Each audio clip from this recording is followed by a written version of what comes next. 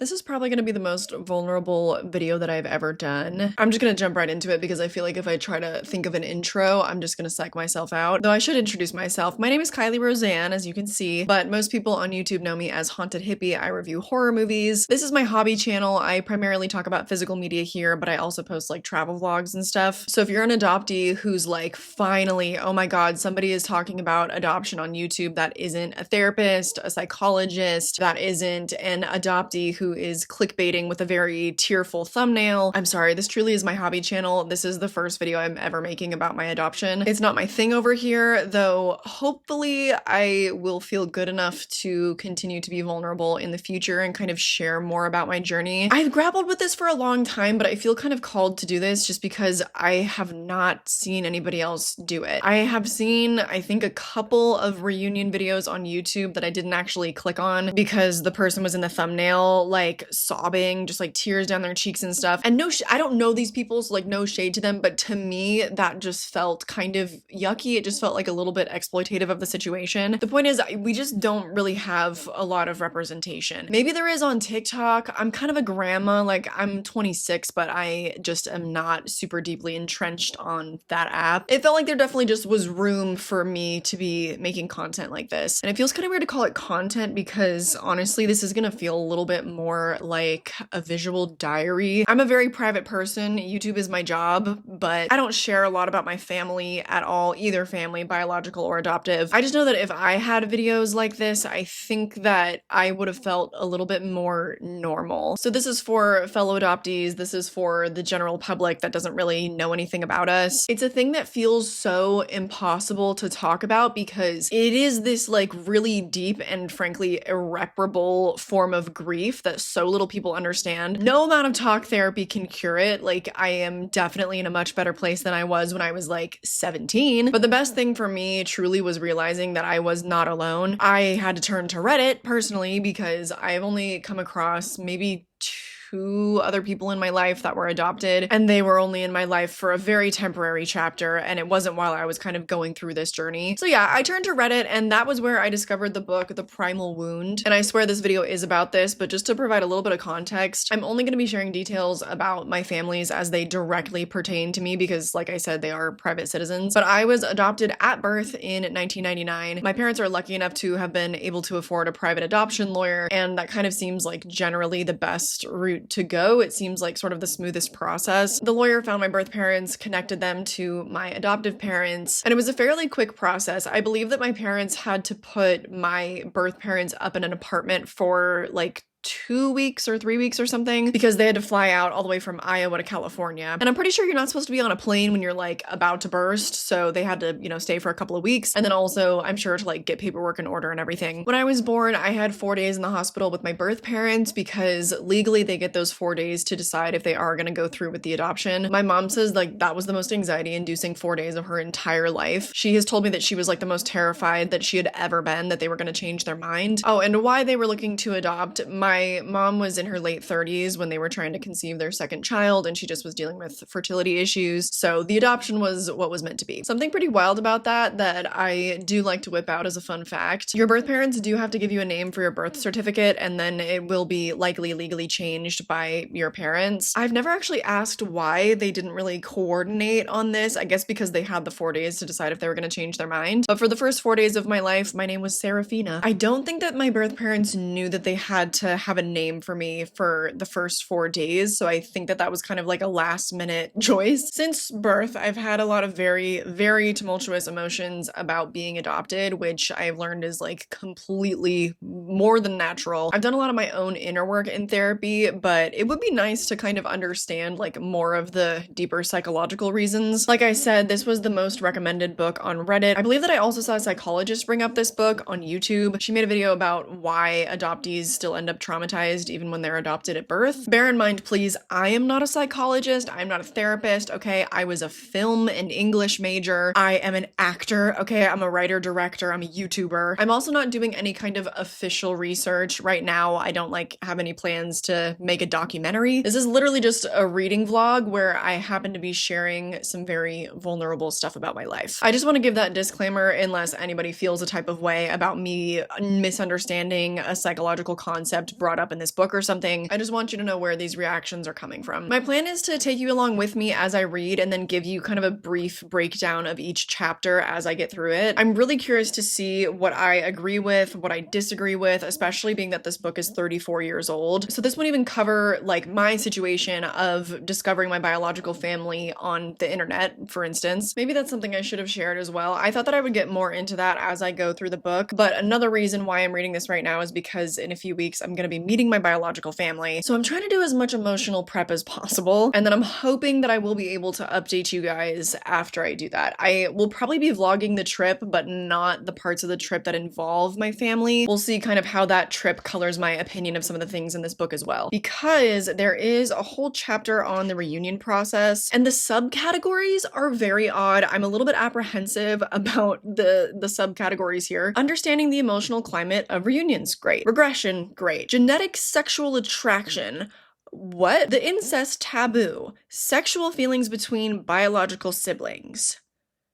Okay. Reunions is reconciliation.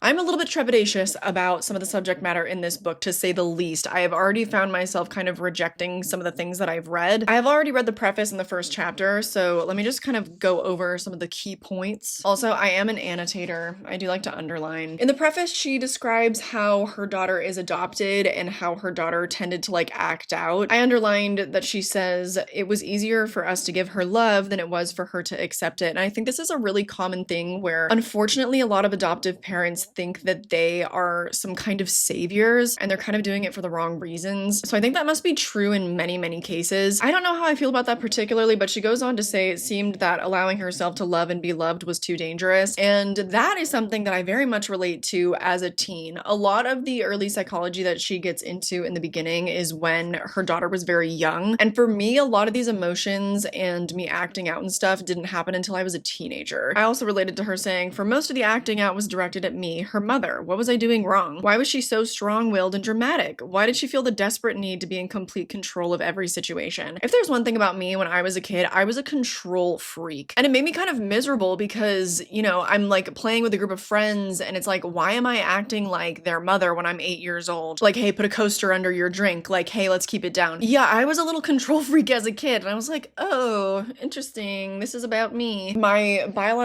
sister that I've grown close with is actually also reading this book in preparation of me arriving. We've already met. I actually posted a vlog with her on this channel back in maybe like September or something of last year. It's my Tahoe vlog. She's in that. But she said that essentially like the biggest thing that ever happened to me in my life as a baby was a decision made completely out of my control. So she was like, that makes sense to me. And I'm like, yeah, I guess. I'm kind of feeling a little bit resistant to like the whole idea about babies being extremely aware and that they are aware of the trauma that they are experiencing grief, but because they are pre-verbal, it's something that until they reach a certain maturity, like they're not going to be able to put into words or talk about. And for a lot of adoptees, maybe ever, because like that is a time before we are able to turn memories into words. It's a deep concept. I know I'm not doing it justice. I'm feeling resistant to it, not because I don't believe it, but because it's like, holy shit, like just kind of coming to terms with the fact that that did happen to me. And also as a side note with that, I feel no resentment at all. I have no ill will at all towards my birth mother, to my adoptive parents. I am so unbelievably grateful for my life. Like I am exactly where I'm meant to be. So also don't get that twisted. It's just obviously a very, very complicated thing that like I have a feeling by the time we get through this whole book, I'm still,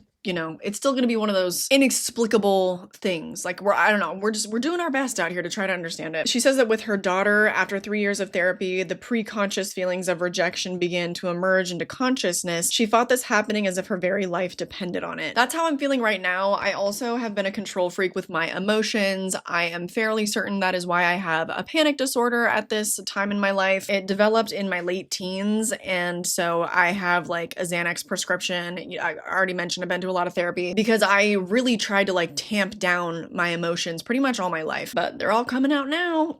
Then getting into the first chapter, something really interesting that somehow I just never clicked with, even though I watch plenty of pregnancy content because I want to have my own kids someday. She says bonding doesn't begin at birth, but it is a continuum of psychological, physiological, and spiritual events which begin in utero. Which, like, duh, you're talking to your baby as it's growing inside of you. Maybe you're playing music for it, your partner will also talk to it. It eats everything that you eat. It goes through all your emotions with you. I don't know how I mean, it's just something that a lot of people don't think about because most people are raised by their biological parents. The resultant experience of abandonment and loss is indelibly imprinted upon the unconscious minds of these children, causing that which I call the primal wound. I really hope that I don't cry in this video, but I just have a feeling that some big feelings are gonna come up. There's a section where she talks about issues raised by psychologists about the adoptive parents, and I didn't really relate to most of them. Having an unconscious aversion toward parenthood, being overly protective, that's not my experience, but I did underline being insecure about the fact that the child is really theirs. My dad, bless him, I might get choked up talking about this. We're gonna try not to. He told me that when I was born and when my sister was born, the two instances were completely the same. In the early 90s, I think it was just like a little bit less common for the husband to be present when the baby was being born, or it was just my mom's personal preference to have her mother in the room and not my dad. But that was the situation when my sister was brought into the world, and then when I was born, my mom was in the room with my birth mother, and then after I was born and all wrapped up and everything, my dad came in to hold me, and he said that it was the exact same experience as when my sister was born. So he looks at us the exact same. He's like, I see you no differently. Everything, you know, down to the moment you were born. I'm your dad. Like, you are my daughter. I see you two no differently. And I've always felt that way all my life. Even, bless their hearts, my entire extended family, which is how it should be. But like, I never felt like, oh, I'm the odd one out or something. I had two cousins, one on my mom's side, one on my dad's side, that were the same exact age as me. Like, we were all born in 99. And I literally never felt like the odd one out. That being said, I always get a little bit nervous about telling my dad when I'm going on new ventures or exploring new things when it comes to like my adoption. For instance, when I first reached out to my biological family, I was like, oh God, I know that my dad might be a little bit sad about this, but ultimately you as the adoptee,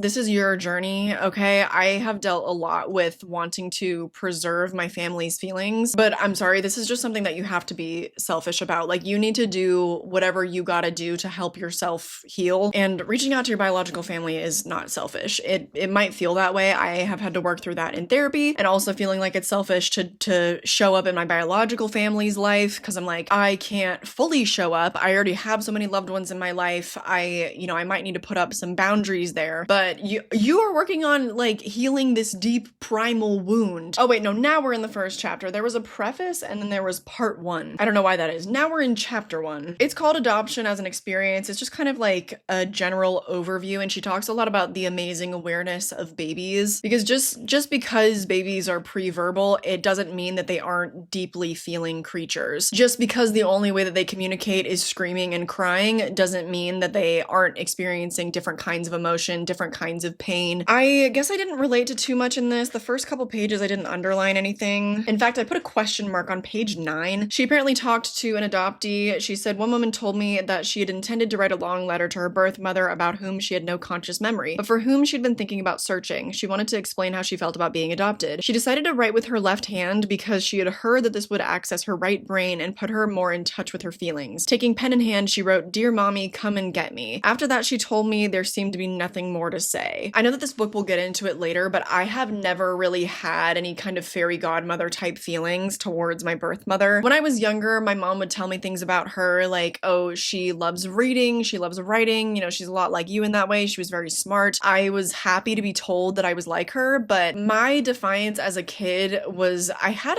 honestly like pretty angry feelings about not coming from my mother. I told her so many times like, no, I wish that I came from your stomach. Like, I wish that I came from you. It's just kind of heartbreaking to think about, because I just hate how that must have made my mom feel. Like, that couldn't have felt good. But I was like 4, and those were my feelings about it at the time. Like, what am I gonna do? I wrote a question mark by this paragraph specifically because the whole like left brain, right brain thing and the "Dear Mommy, come and get me," it felt a little bit like overly dramatic and like, hey, I don't know about this. So I don't know if in this book she's gonna bring up a lot of spiritual stuff. That's not really what I'm into, but we'll break it down when we get there, I guess. On page 12, she talks about like how society views adoption as a concept, and what a great concept concept. It's a win-win-win. Like, it's a triad of wins because the birth parents can't care for their child. There is a set of parents that needs a child who maybe can't have one, and there is the adoptee that needs to be raised by somebody. So win-win-win. However, it is a real-life experience about which adoptees have had and are continuing to have constant and conflicting feelings. Constant and conflicting,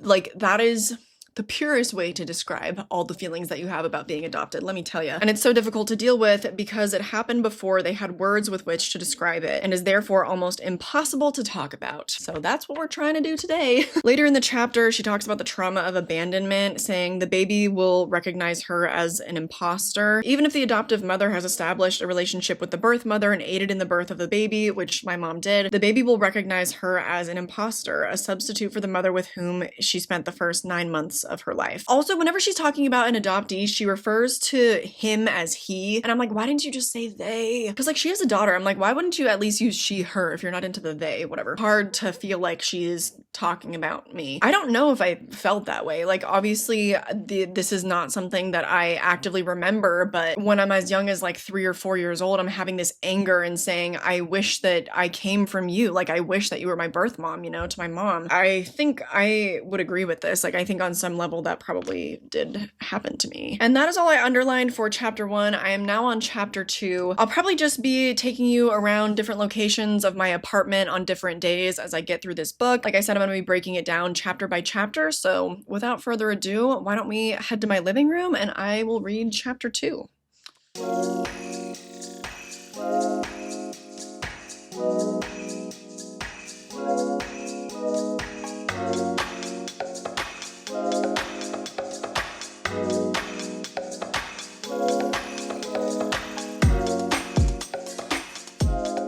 This chapter gets all into the connection with the birth mother, the idea that the baby and the mother, although separated physiologically, are still psychologically one. And again, the initial reaction is kind of rejection, but it's just because it is a really big and really intense idea to me. And I like that the next section is titled The Mysterious Link Between Mother and Child, because mysterious it is. She says there appears to be more to the biological connection than curiosity or a need for information. When she asks people, you know, they often want to give a socially acceptable answer, such as wanting health information or having an interest in genealogy. I will tell you that that is my exact experience. About 2 years ago now, it was September of 2023, I had gone to visit my best friend for her birthday. I went down to San Diego. I ended up getting really sick, but my primary care physician is not where I live. She's still back in my parents' hometown, but I was so miserable. I was like, I need antibiotics. So I felt like, okay, I have no choice. I really need to go to urgent care. And while I'm there, she asks about family history, just like all the basic questions. And for some reason that stuck with me so hard that when I got back out to my car, I just started crying. And it's something that has always bothered me, like all my life, with whenever I have to go to a new doctor and they're like family history, and I'm just like, I literally don't know. It got to the point where apparently I had repressed my feelings about it so much that a doctor simply asking that would make me break down in my car afterwards. And I had been through therapy concerning my adoption for a while at that point. I was like, okay, like it's time for me to finally explore this. And so just a couple months later, on December 23rd of 2023, that was when I finally ended up reaching out to my biological family. She gets into adoptees' fear of rejection and kind of like the secondary rejection that you might potentially go through if you reach out to your biological family. I've definitely gone through fear of rejection in my life. In fact, from a young age, the way that my therapist puts it is this: there are people in my family who have big emotions, and she used to credit that, but now I think it's a little bit maybe more to do with my adoption. She was like, you assigned yourself perfectionism from a very, very young age. And I totally did. I've always been a perfectionist in school and now like with my professional and creative work. And I think a big part of that is definitely a rejection sensitivity. I think that in a lot of ways too, I was a total pick-me, if not in general, then at least like in relationships. I had a strong fear of abandonment, and that definitely presented itself with some of my significant others, let me tell you. On page 19, she says, I don't believe it's possible to sever the tie with the biological mother and replace her with another primary caregiver without psychological consequences for the child and mother. Understatement of the fucking century. Because, here I am, pre-2008, I was adopted into a very affluent family, okay? Very well off, extremely stable, all my needs are taken care of, and yet all those big emotions would still come up. Like, it does not matter how loving and amazing your family is, which mine completely was, and also I never had to deal with like a cross-racial adoption situation. I'm white in a white family. I don't look crazy different from the people in my family. If I told you that my mother was the one who gave birth to me, I feel like most people would believe it, okay? Even so, I have dealt with so many emotional issues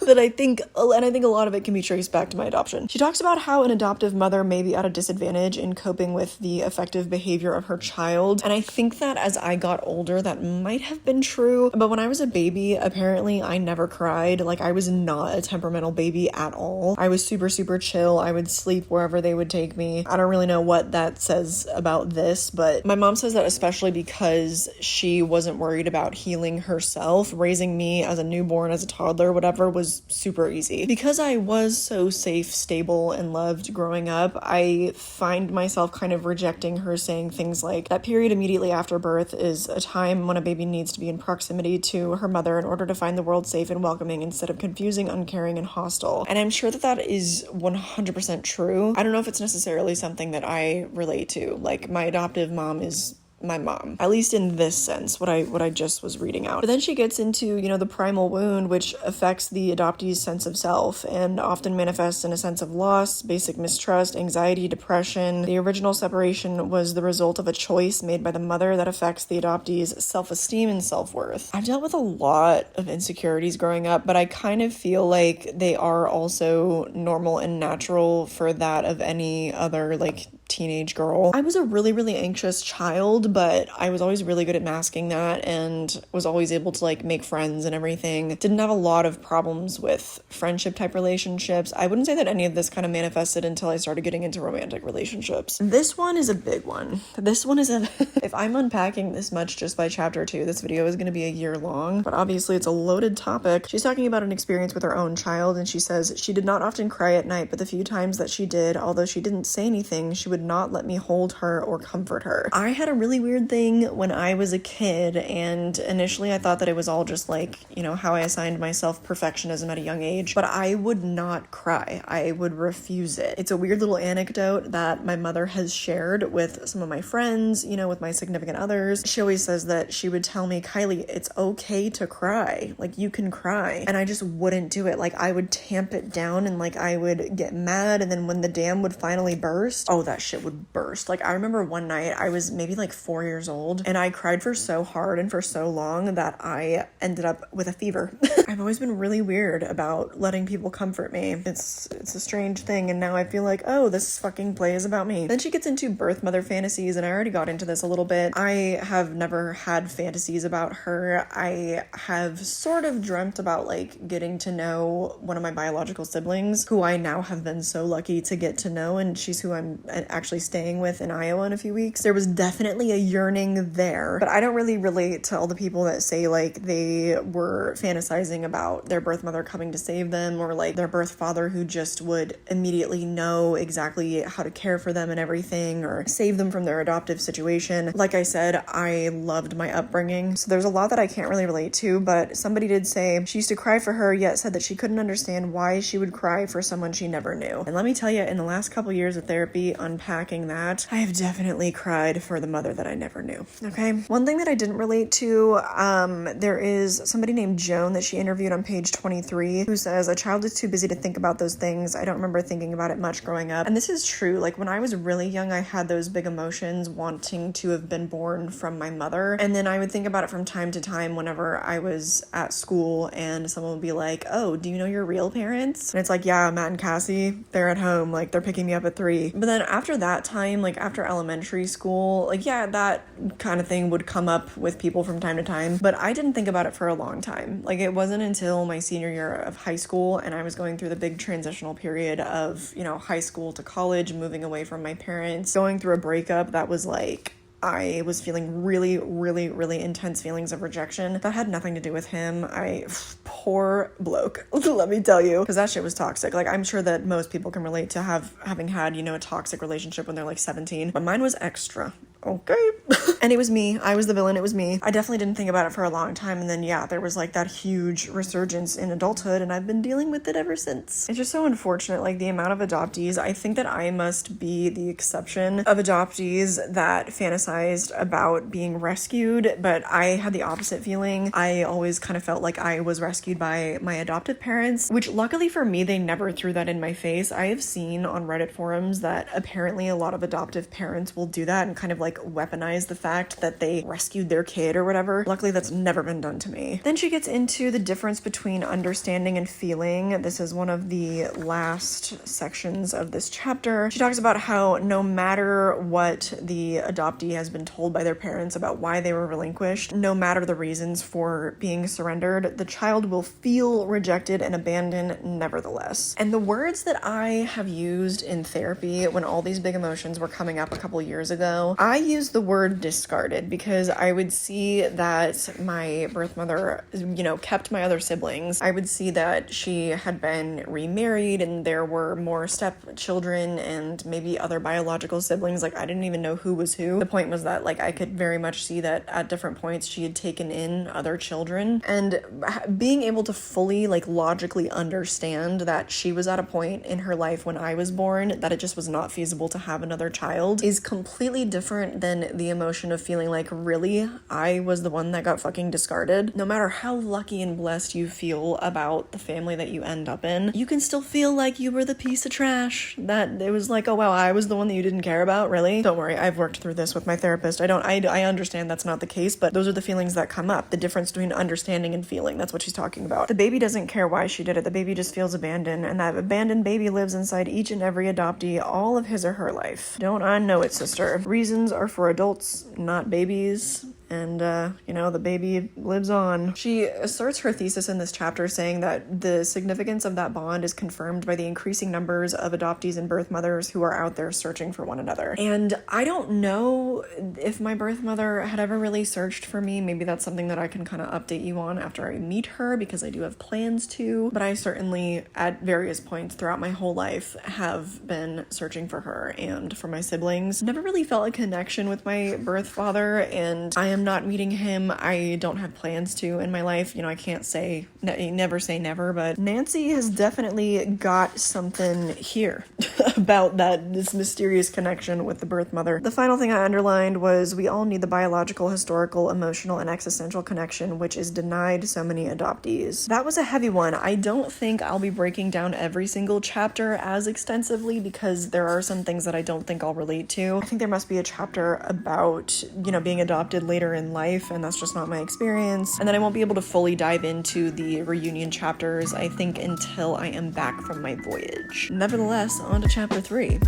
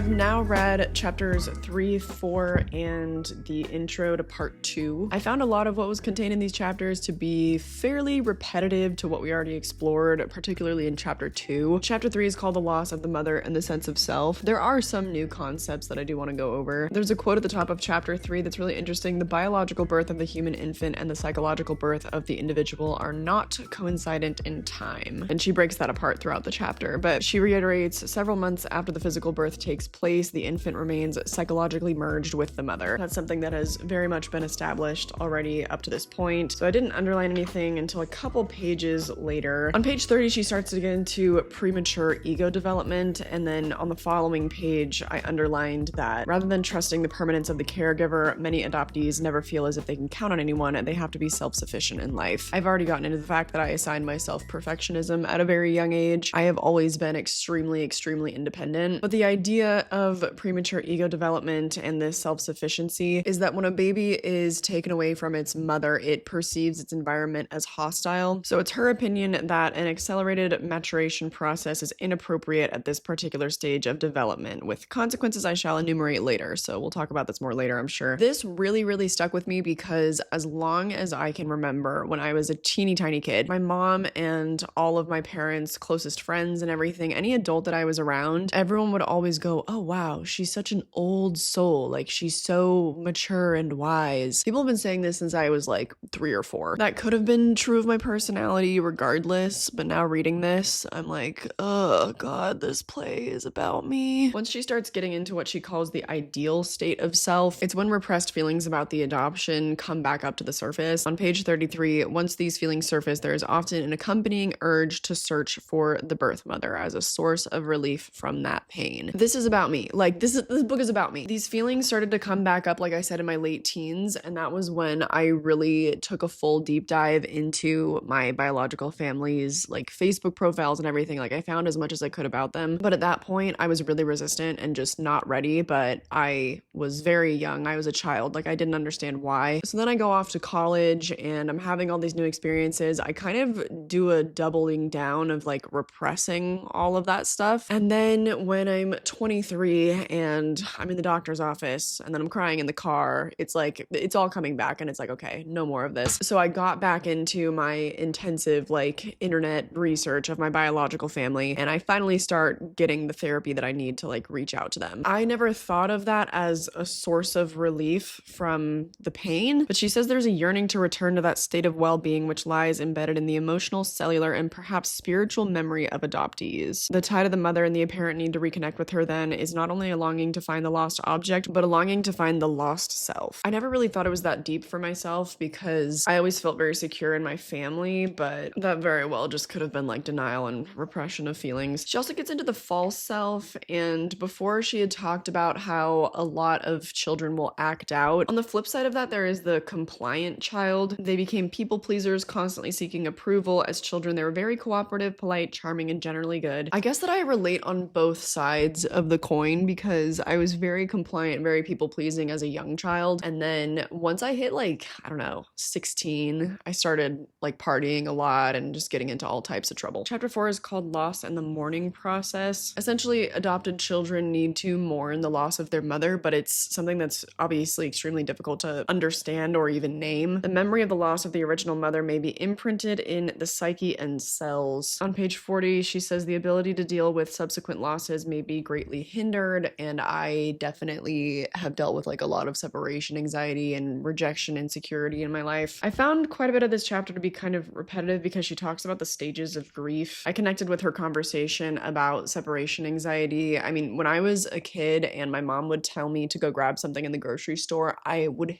hate doing it. It was like that. And I'm pretty sure that I cried on my first day of preschool. Like, I really was not good with being left anywhere. I hated going to camp as a kid. There were like 2 years in a row that I went to this 2-week camp, and without fail, like the first 1 or 2 nights I was there, I would just sob my eyes out. I hated being sent away. An adoptee that she interviewed said that he always felt that being sent to camp was his parents' way of getting rid of him. I didn't personally feel like that. I just did not want to be away from my mom. She also gets into the psychosomatic responses to loss, so a lot of like physiological symptoms that adoptees get throughout their life. I think a lot of this is very broad and you could absolutely attribute to other things, but I have found that a lot of the source of my anxiety and even my panic disorder I can trace back to my feelings about my adoption. I did particularly connect with the GI issues she gets into on page 43, but if a person like the adoptee has no conscious memory of the source of that fear, the fear of abandonment, he may experience that fear as free-floating anxiety in which gastric activity works overtime. When I get panic attacks, typically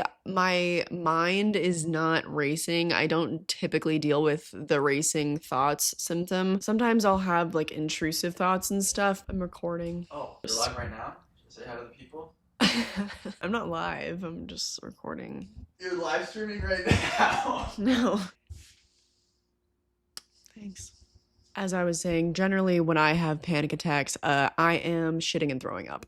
I'm sorry, but it's true. And I just found it really interesting that she said, in my research, adoptees who acted out had fewer physical symptoms than those who were compliant. The illness may be a way of containing or structuring the anxiety. That's really crazy stuff. In the section on basic fault, she kind of gets into adoptees that blame themselves and lash out. Resentment and rage against the lost parent are connected to feelings of shame and guilt, to which the child may respond with aggressive and destructive outbursts toward the adoptive parents. I definitely had some outbursts as a teen. I don't remember what the argument was, but I have a pretty distinct memory with my mom where, I don't know, I was maybe like 15 or something, and I yelled at her like, "You're not even my real mom." Like, I might have thrown that in her face a couple times. Just completely like horrible, unfounded thing to say. Like, obviously over a decade later, I can look back and say that. But at the time, those feelings were real. In the final section of the chapter, The Death of the Psyche, she talks about the rates of suicidal ideation in adoptees, and luckily that is not something that I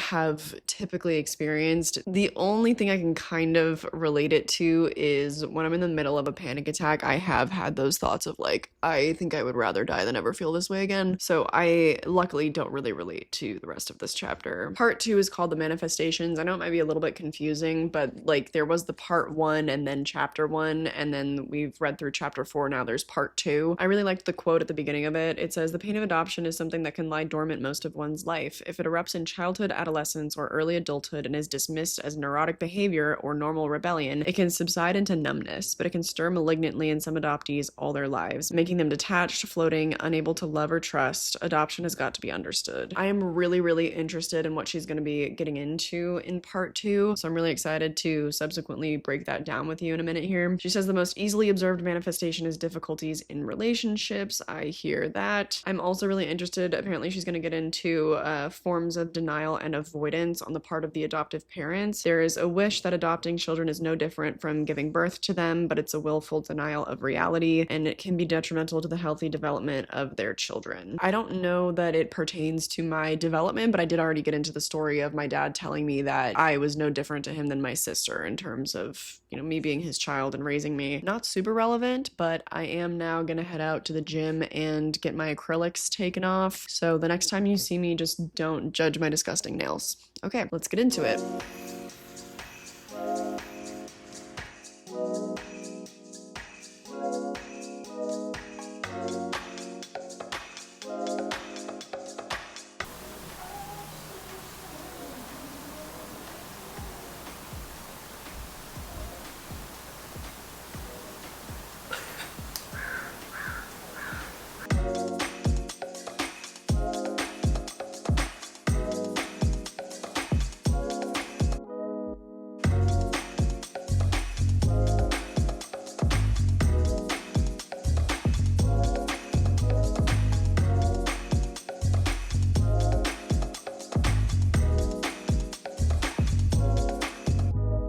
Alright, I have completed part 2, which was supposed to be all about the manifestations, and I just didn't feel like it got into it terribly deeply. At this point of the book, I'm feeling like every single thing is being related back to the primal wound. The repetitive nature of the book leaves me feeling like there is very little nuance to what is explored. Chapter 6 is called The Core Issues, Abandonment, and Loss. It's kind of like we you've already been over that. Nonetheless, there are a few new ideas. I like where she gets into the fact that there is no permission in our society to recognize in each of life's transitions the polarities between gain and loss or joy and sorrow. Where even if you're going through a happy transition in your life or like you get a new job, there is no recognition in our society of saying goodbye to the last phase. We're just supposed to be celebratory and going on to the next thing without being like, oh, that phase of my life is over and I need to mourn it. Because I feel like that's something that is especially not explored with pregnancy. A lot of people get really, really depressed in their first trimester. And I think for me, that would probably be in large part to having to say goodbye to my childless life. Like, that is a big deal. It is the biggest life transition you'll ever go through, becoming a parent. So we should be taking some time to mourn. Anyway, that's like tangent. And with this, of course, as she relates it to adoptees, it's, you know, we're given no acknowledgement of our loss or tools to help us grieve. And especially as we're babies and toddlers and young children, we have no idea what's going on or like how to process those feelings or even where they're coming from. So I get that. I do appreciate that idea. She says, therefore, there is no permission, either implicit or explicit, to mourn. A lot of the stuff I feel like in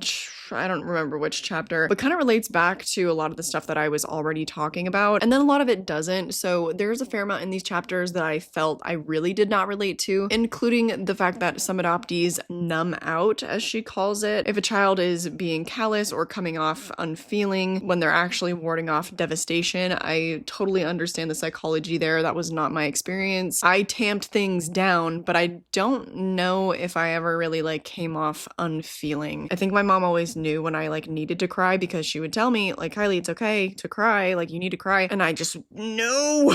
If anything, I definitely came off like angry. This section here, if you leave, you're out, on page 76, is one of the most interesting to me, but like one of the shortest sections of the chapter. She interviewed one adoptee that said, I tend to say fine if someone separates from me and leaves me, that's it. I shut the door on the person and I don't let them back in. It's like, I dare you, leave and that's it. I've 100% had that experience with several relationships, and not just romantic ones, but I am kind of the opposite to a lot of what she relates here, where it seems like for the most part, adoptees are really slow to let people in and like reluctant to love and be loved. For me, I'm the opposite. Like, I will cling on to somebody, not now, but like earlier in my life, like, you know, some earlier relationships, when I've had unhealthy attachments, especially when those people would exit my life, it was like, okay, you're blocked, like you are done. There's no more. Because I would tend to put up with a lot. And then eventually I would reach a tipping point where I would become unfeeling, and it's like, okay, this is like your 12th strike with me, you're blocked, like you are out of my life, and literally like there's no coming back from it. She interviewed someone else that said she cannot tolerate the end of relationships. This was true when I was a teenager. As I got older, I think like when one of my long-term relationships ended, I had a long mourning period, but I think that was more normal. Like when I was a teenager, it was much more toxic. Like I really clung on to toxic stuff because when I could start to feel the relationship ending, oh my God. Now I can look back and I'm like, oh, I was so, my fear of abandonment was so triggered. I was acting like a crazy person. Like I absolutely could not tolerate the end of the relationship. No matter how awful I was being, it was like, I couldn't stop. It was like this vicious cycle. It was crazy. She also gets into like, you know, this person had difficulty adjusting to separation or to being alone. I wouldn't say so. I think the length of my relationships and how long it took me to get over them was fairly normal. There's a section on page 78 though about stealing and hoarding and I'm like, I think I relate a little bit more here. Another behavior which manifests in adopted children is stealing or hoarding. The child may steal or take money or food in a seemingly irrational concern about there not being enough food. I have always clung on to food pretty strongly. Like I'm starting to get out of that now, but I think it's also because I'm in a more financially secure place in my life. Growing up, that was absolutely not the case. Like my parents were able to put dinner on the table every single night, 3 meals a day. Like I'm packing my lunches, packing snacks. Like it was never a problem, but it wasn't until maybe a year or two ago that I broke out of the need to like use every last scrap of every piece of food that I purchased, which it's good to be sustainable in that way, but I was definitely pushing a little bit the expiration dates. Like I would go 1 to 2 days over and be like, it's fine. Like I haven't finished it. It's like, it's fine. I also had a really bad klepto phase when I was like 16, 17. Oh my God. God, I stole so much. Never from other people, never from small businesses. It would always be from like the drugstore or something. But oh my God, for a year of my life, like I don't know what that was all about. I don't know what that was all about. Luckily, it was a pretty short-lived phase though. In the next section, control as a foil to loss, she gets back into like adoptees trying to be in control of every situation. Needing to be in control seems like a matter of life and death. Dramatic, but kind of true. We already talked about this. But then she says the simplest household decision or suggested deviation from routine becomes an immense struggle for control. I remember when I want to say I was like 4 or 5 years old, and then, you know, a couple years beyond that, I would cry when my family would get a new car, because I can't remember if my parents like rented our cars for a couple years in the early years of my life. They ended up buying cars from like my mid-childhood on, but I would get so upset. Like my parents drove this big Tahoe, and when I was a kid, I remember I could like lay out across the back seat. Just loved that car for whatever reason. And when my parents switched cars, they got like a Ford Flex or something, I cried. Like I was so upset. That happened like with the first couple car changes in my life. So whatever that means. She concludes chapter 6 saying, although blaming the victim is often a phenomenon of trauma, rape victims and battered women, for instance, being separated from their birth mothers and handed over to strangers in the adoption process is the only trauma where the victims are expected by the whole of society to be grateful. Which I think like we should be, but I think really what she's getting at is that we also need to be given the space to like grieve that loss. I've been talking about chapter 6 for too long. Chapter 7, issues of rejection, trust, intimacy, and loyalty. When adult adoptees come in for psychotherapy, the usual presenting problem is difficulties in relationships. I had been in therapy for a long time, unrelated to my adoption, before that started coming up, and a lot of it was issues with my mother. But my mom and I have been working at our relationship for many, many years now, and things are so much better between us, and like our communication style is we're doing so much better. But I saw this next bit. The conversation goes something like, well, I've worked on everything else. I guess I finally have to admit that my adoption might have something to do with what's going on. Again, crying in my car outside the doctor's office. I'm like, yeah, there might be a little bit something to this. But it also must be recognized that there's probably a great deal of guilt connected to letting that idea out of the depths of the unconscious and into the light of day. When I tell you, I wanted to, get to the point where I could feel emotionally prepared to reach out to my biological family. But before that, I was in therapy a lot and like did a session with my mom. Like I brought her in. I really wanted to like work on and repair things within my own family unit because I felt so much guilt and felt so weird bringing my stuff in and like putting it onto them and telling them that I wanted to, find this whole other family that I have out there. It's weird because you feel so responsible for your family's feelings about what you're doing. And I've had to then subsequently do even more work to like let that go because you can't control it. Your family is going to have the feelings that they have about you reaching out to your biological family, and they might be upset about that. And honestly, they are entitled to being upset about it because they might be feeling a loss of control, or they might be feeling insecure, like they have not provided enough for you, or just like they might be having, even if they're not founded, like intrusive thoughts coming up and stuff for them. So you just have to essentially resign yourself to the fact that you can't please everyone in what you're doing, and it is so messy and it's hard not to feel guilty, but I'm really working on not feeling guilty. Like this is very much my journey, like it is mine. Anyway, on 83, she prefaces the next section saying, closely related to the fear of abandonment is the fear of any type of rejection. And I get that. She kind of gets back into like, the perfectionism of adoptees and stuff. And like, I was always an overachiever in school. Okay, I was in the AP classes. My senior year of high school, I wasn't even on the high school campus anymore. I did this college connections program. So I was doing my first year of college along with my last year of high school. We would do that like on the college campus. And so, you're doing almost a full load of college courses. And then you're also doing like this independent study to complete your high school credits. I was a machine. I graduated college early, and like I would have been done a full year early, but I was like, fuck, like I don't want to be done a whole year early, graduate when I'm 20. Like, let me just throw a minor onto my, you know what I mean? I have always been doing the most. But she gets into how a lot of adoptees have a fear of rejection, and so they might be perceived as lazy because they don't try to get a job or whatever. That's that's never been me. I have always been like pretty delusionally confident, and I think that that must just be more of a personality thing. Like I came out the womb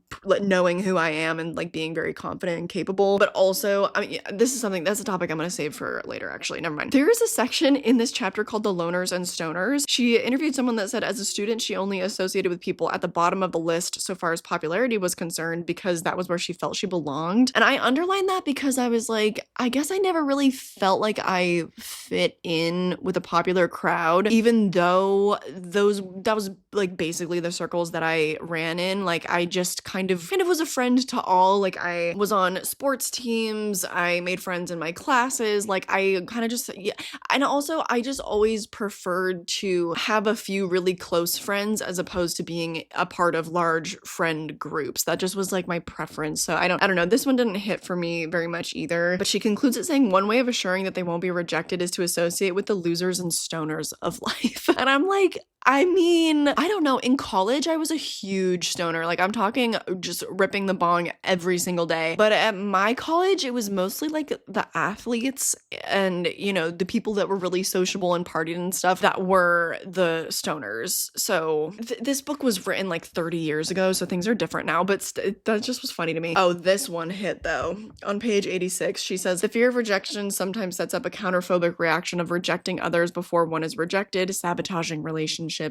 Do unto others first that which you fear they are going to do to you. And ultimately, I feel like that was why my high school relationship ended up getting so toxic, because it was like we were going to different colleges and obviously we're going to break up, but I was like manifesting it. I was like, we're going to go to different colleges and we're going to break up. Like that's what's going to happen. That's what's and he's like, no, like, you know, I love you. We're going to be okay. That was not the truth, but I fully sabotaged that. I was acting like a fucking crazy person, crazy control freak. And it's like, thank God I'm not 17 anymore.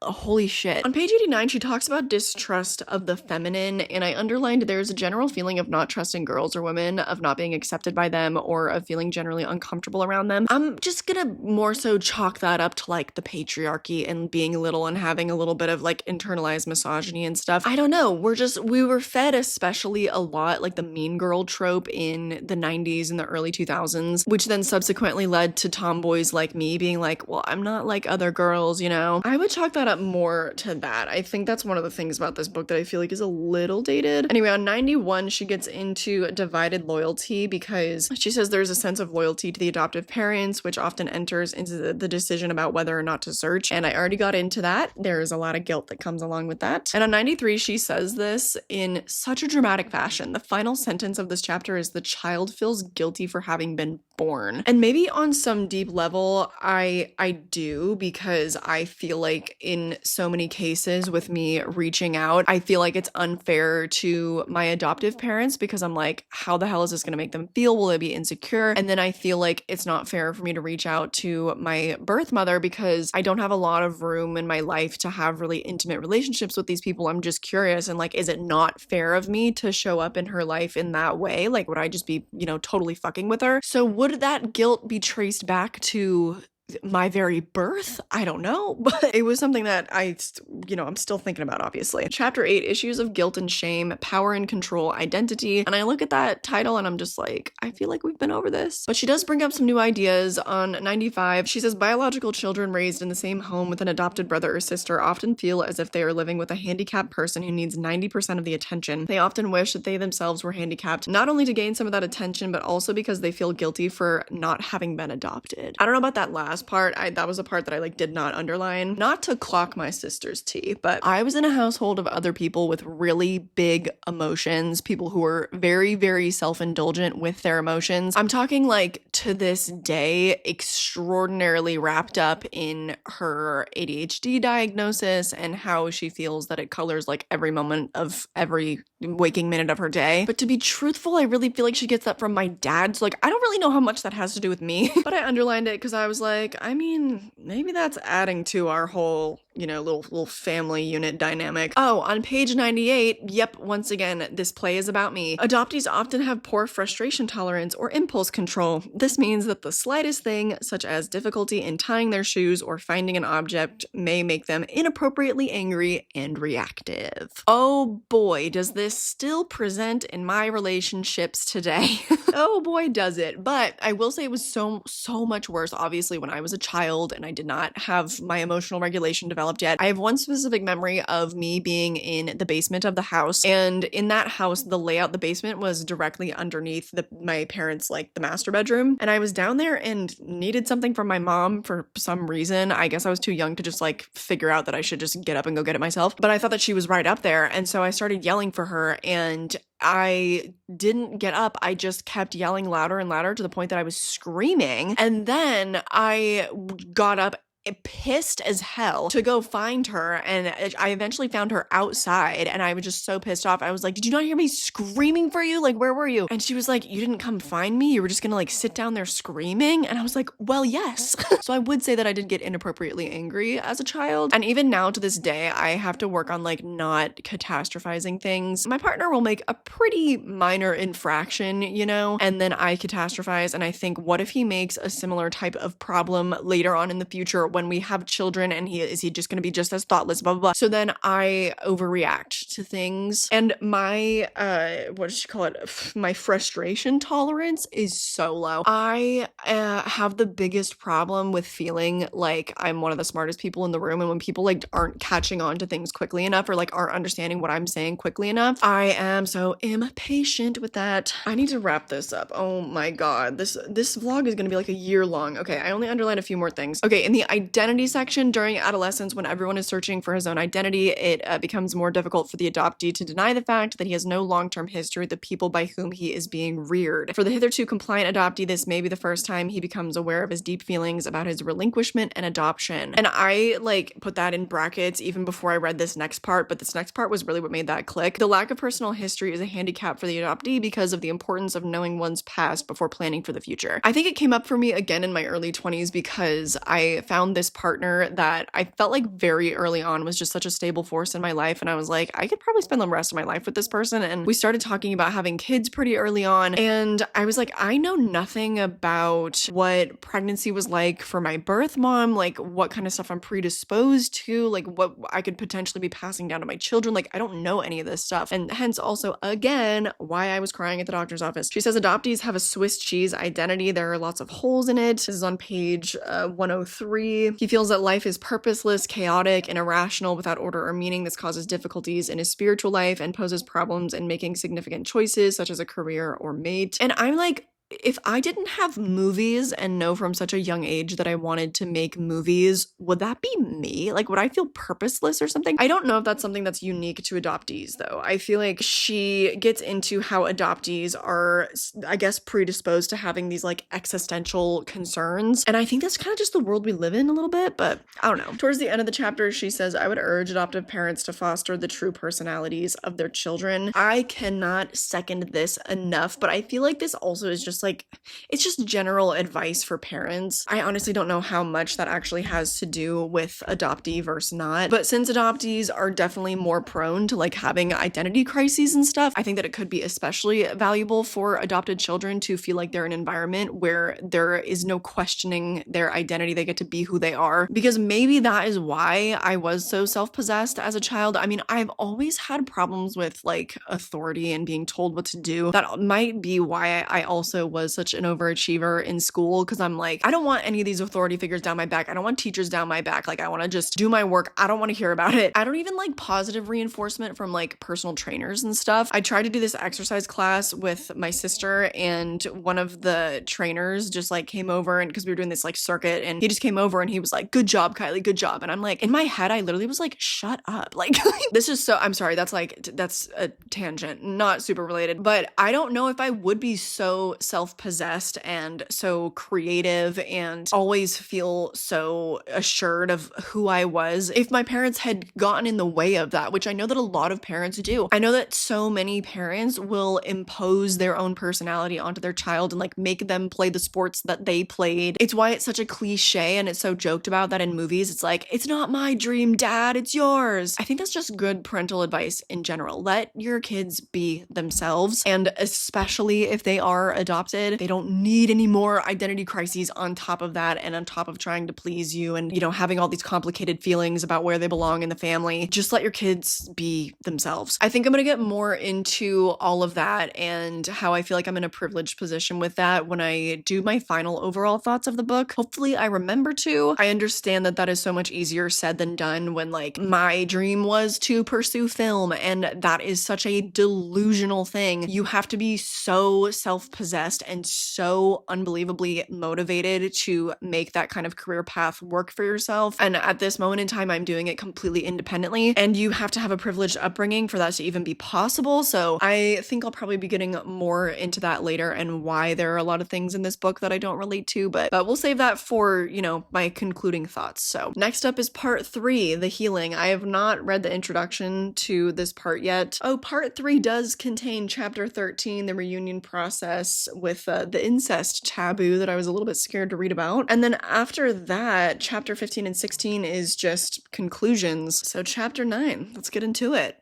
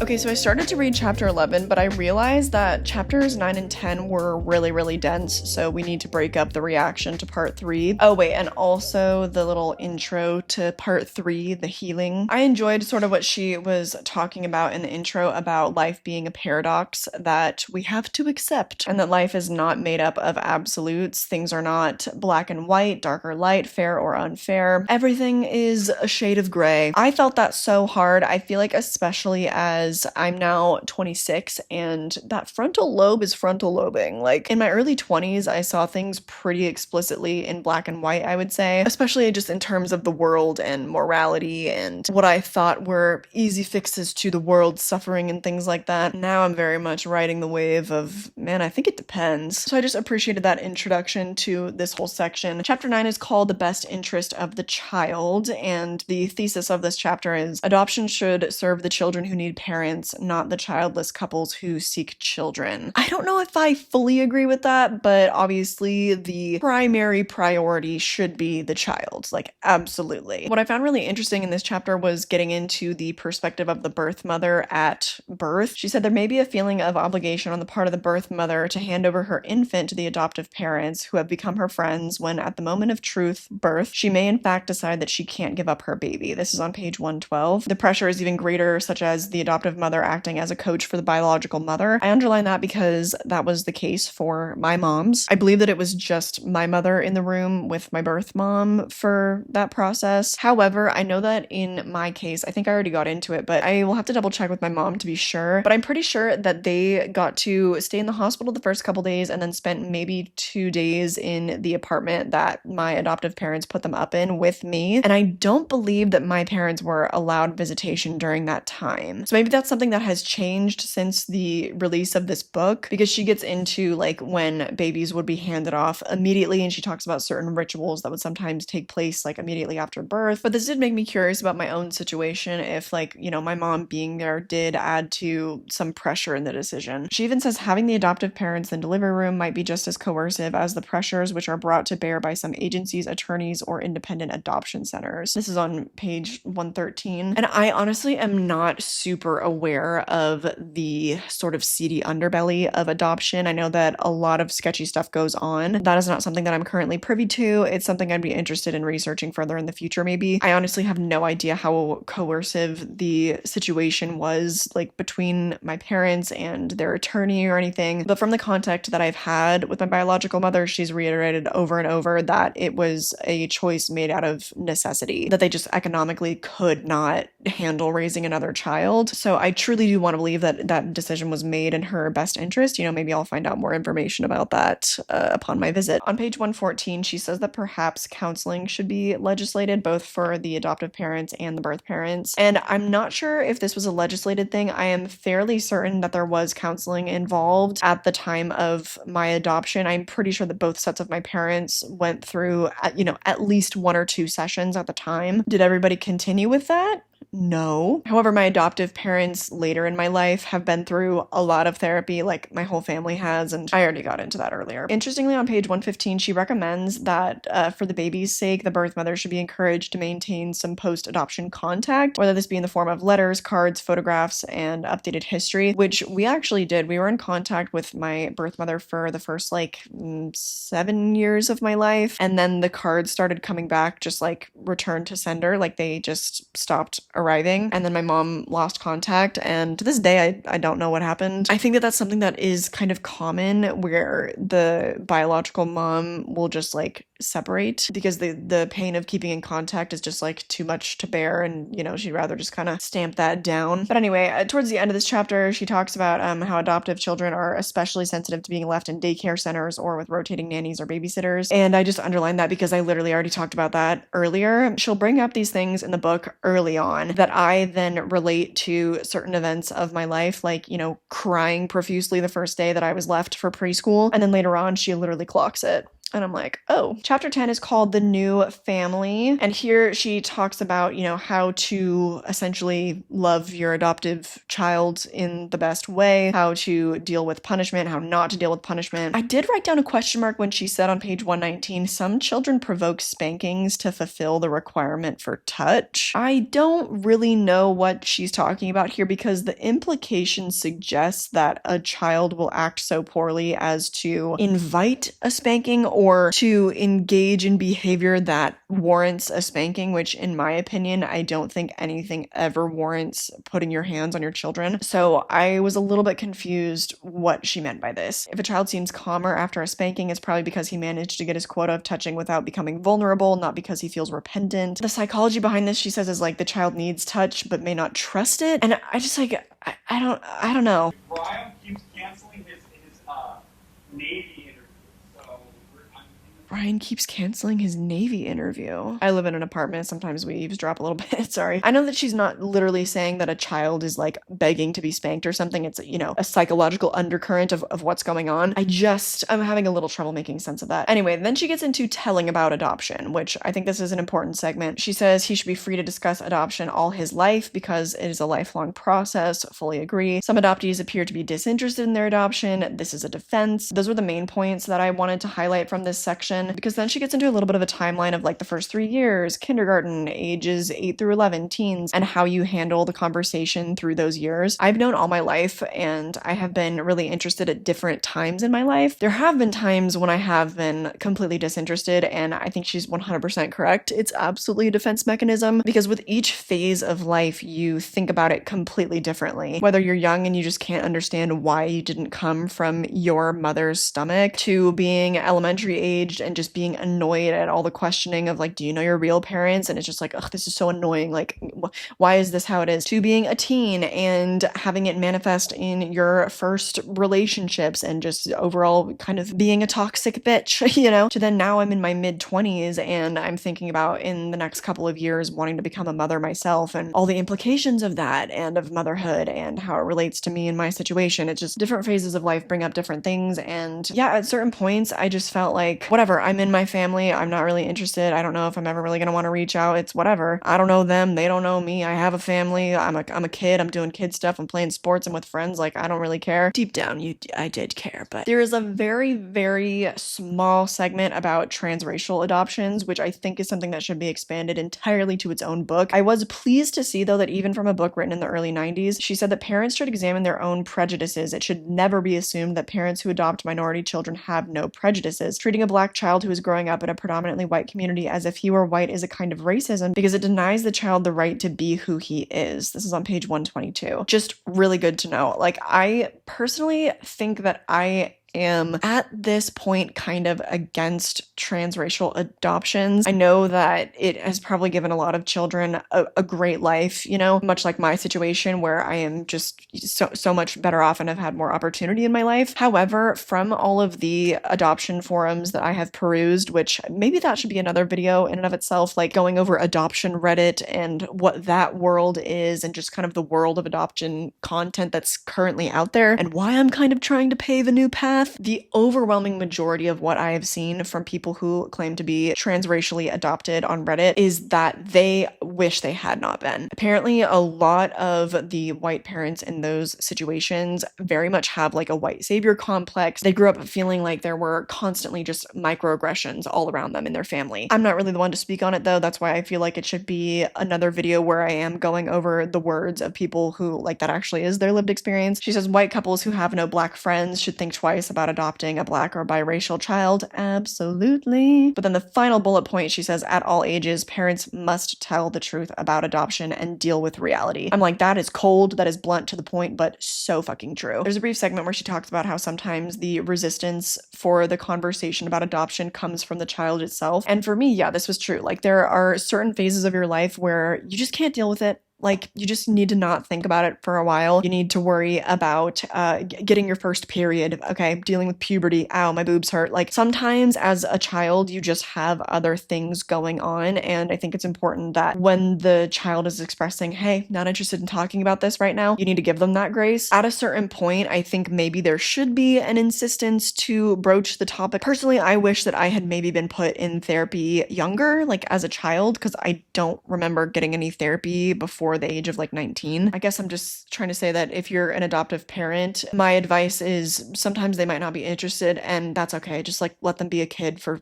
phases, you know? I really connected on page 125. There is art, poetry, music, and dance. She talks about how adoptive children might not want to talk about it, but they might be expressing themselves in ways where you can kind of gather psychologically what's going on. She opens it by saying many adopted children are very creative. And I was like, wow, yes, I am. Shameless self-promo, but I do have my horror short films on my main channel on Haunted Hippie. I grew up to be an independent creative currently pursuing that, so just found that kind of interesting. Some things felt a little woo-woo to me, such as there's a dance section where she talks about, I have observed adopted children vehemently throwing themselves during dancing. The child is acting out over and over again the feelings of having been thrown away. And I don't know, when I was a kid, I remember going to this father-daughter dance and I repeatedly jumped up and landed on my knees just on the hard wood of the dance floor. And I was like, this doesn't hurt. I think I just was being a kid and I was just being crazy and having fun. And what age was I? Like 6 or 7? I don't know. At that point, are your bones fully formed? Was I still a little bit squishy and cartilagey? I don't know. I don't know. That's just from my perspective as someone that did not study psychology. So what do I know? But it just seems a little out there. Again, she gets into separation anxiety, talks about daycare and school, and I'm just like, yep, that's me. Something that I thought was kind of funny on page 128, though, she says, it's very important that adoptive parents avoid being late in picking up their children after school or other activities and to write them often when they are away at camp. My dad was traveling a lot when I was a child, so the duties of picking me up after school laid to rest on my mother, usually, and that woman was late a lot. Oh, that pissed me off. That made me mad every single time. I hated being picked up late. I wish that your brains didn't do the thing where you remember negative memories like 4 times as strongly as positive ones, but alas. But at the conclusion of that paragraph, she says over and over again, they need to be assured that someone understands this loss and the ease with which the fear of it happening again can be triggered. Apparently being one of the last kids in the pickup line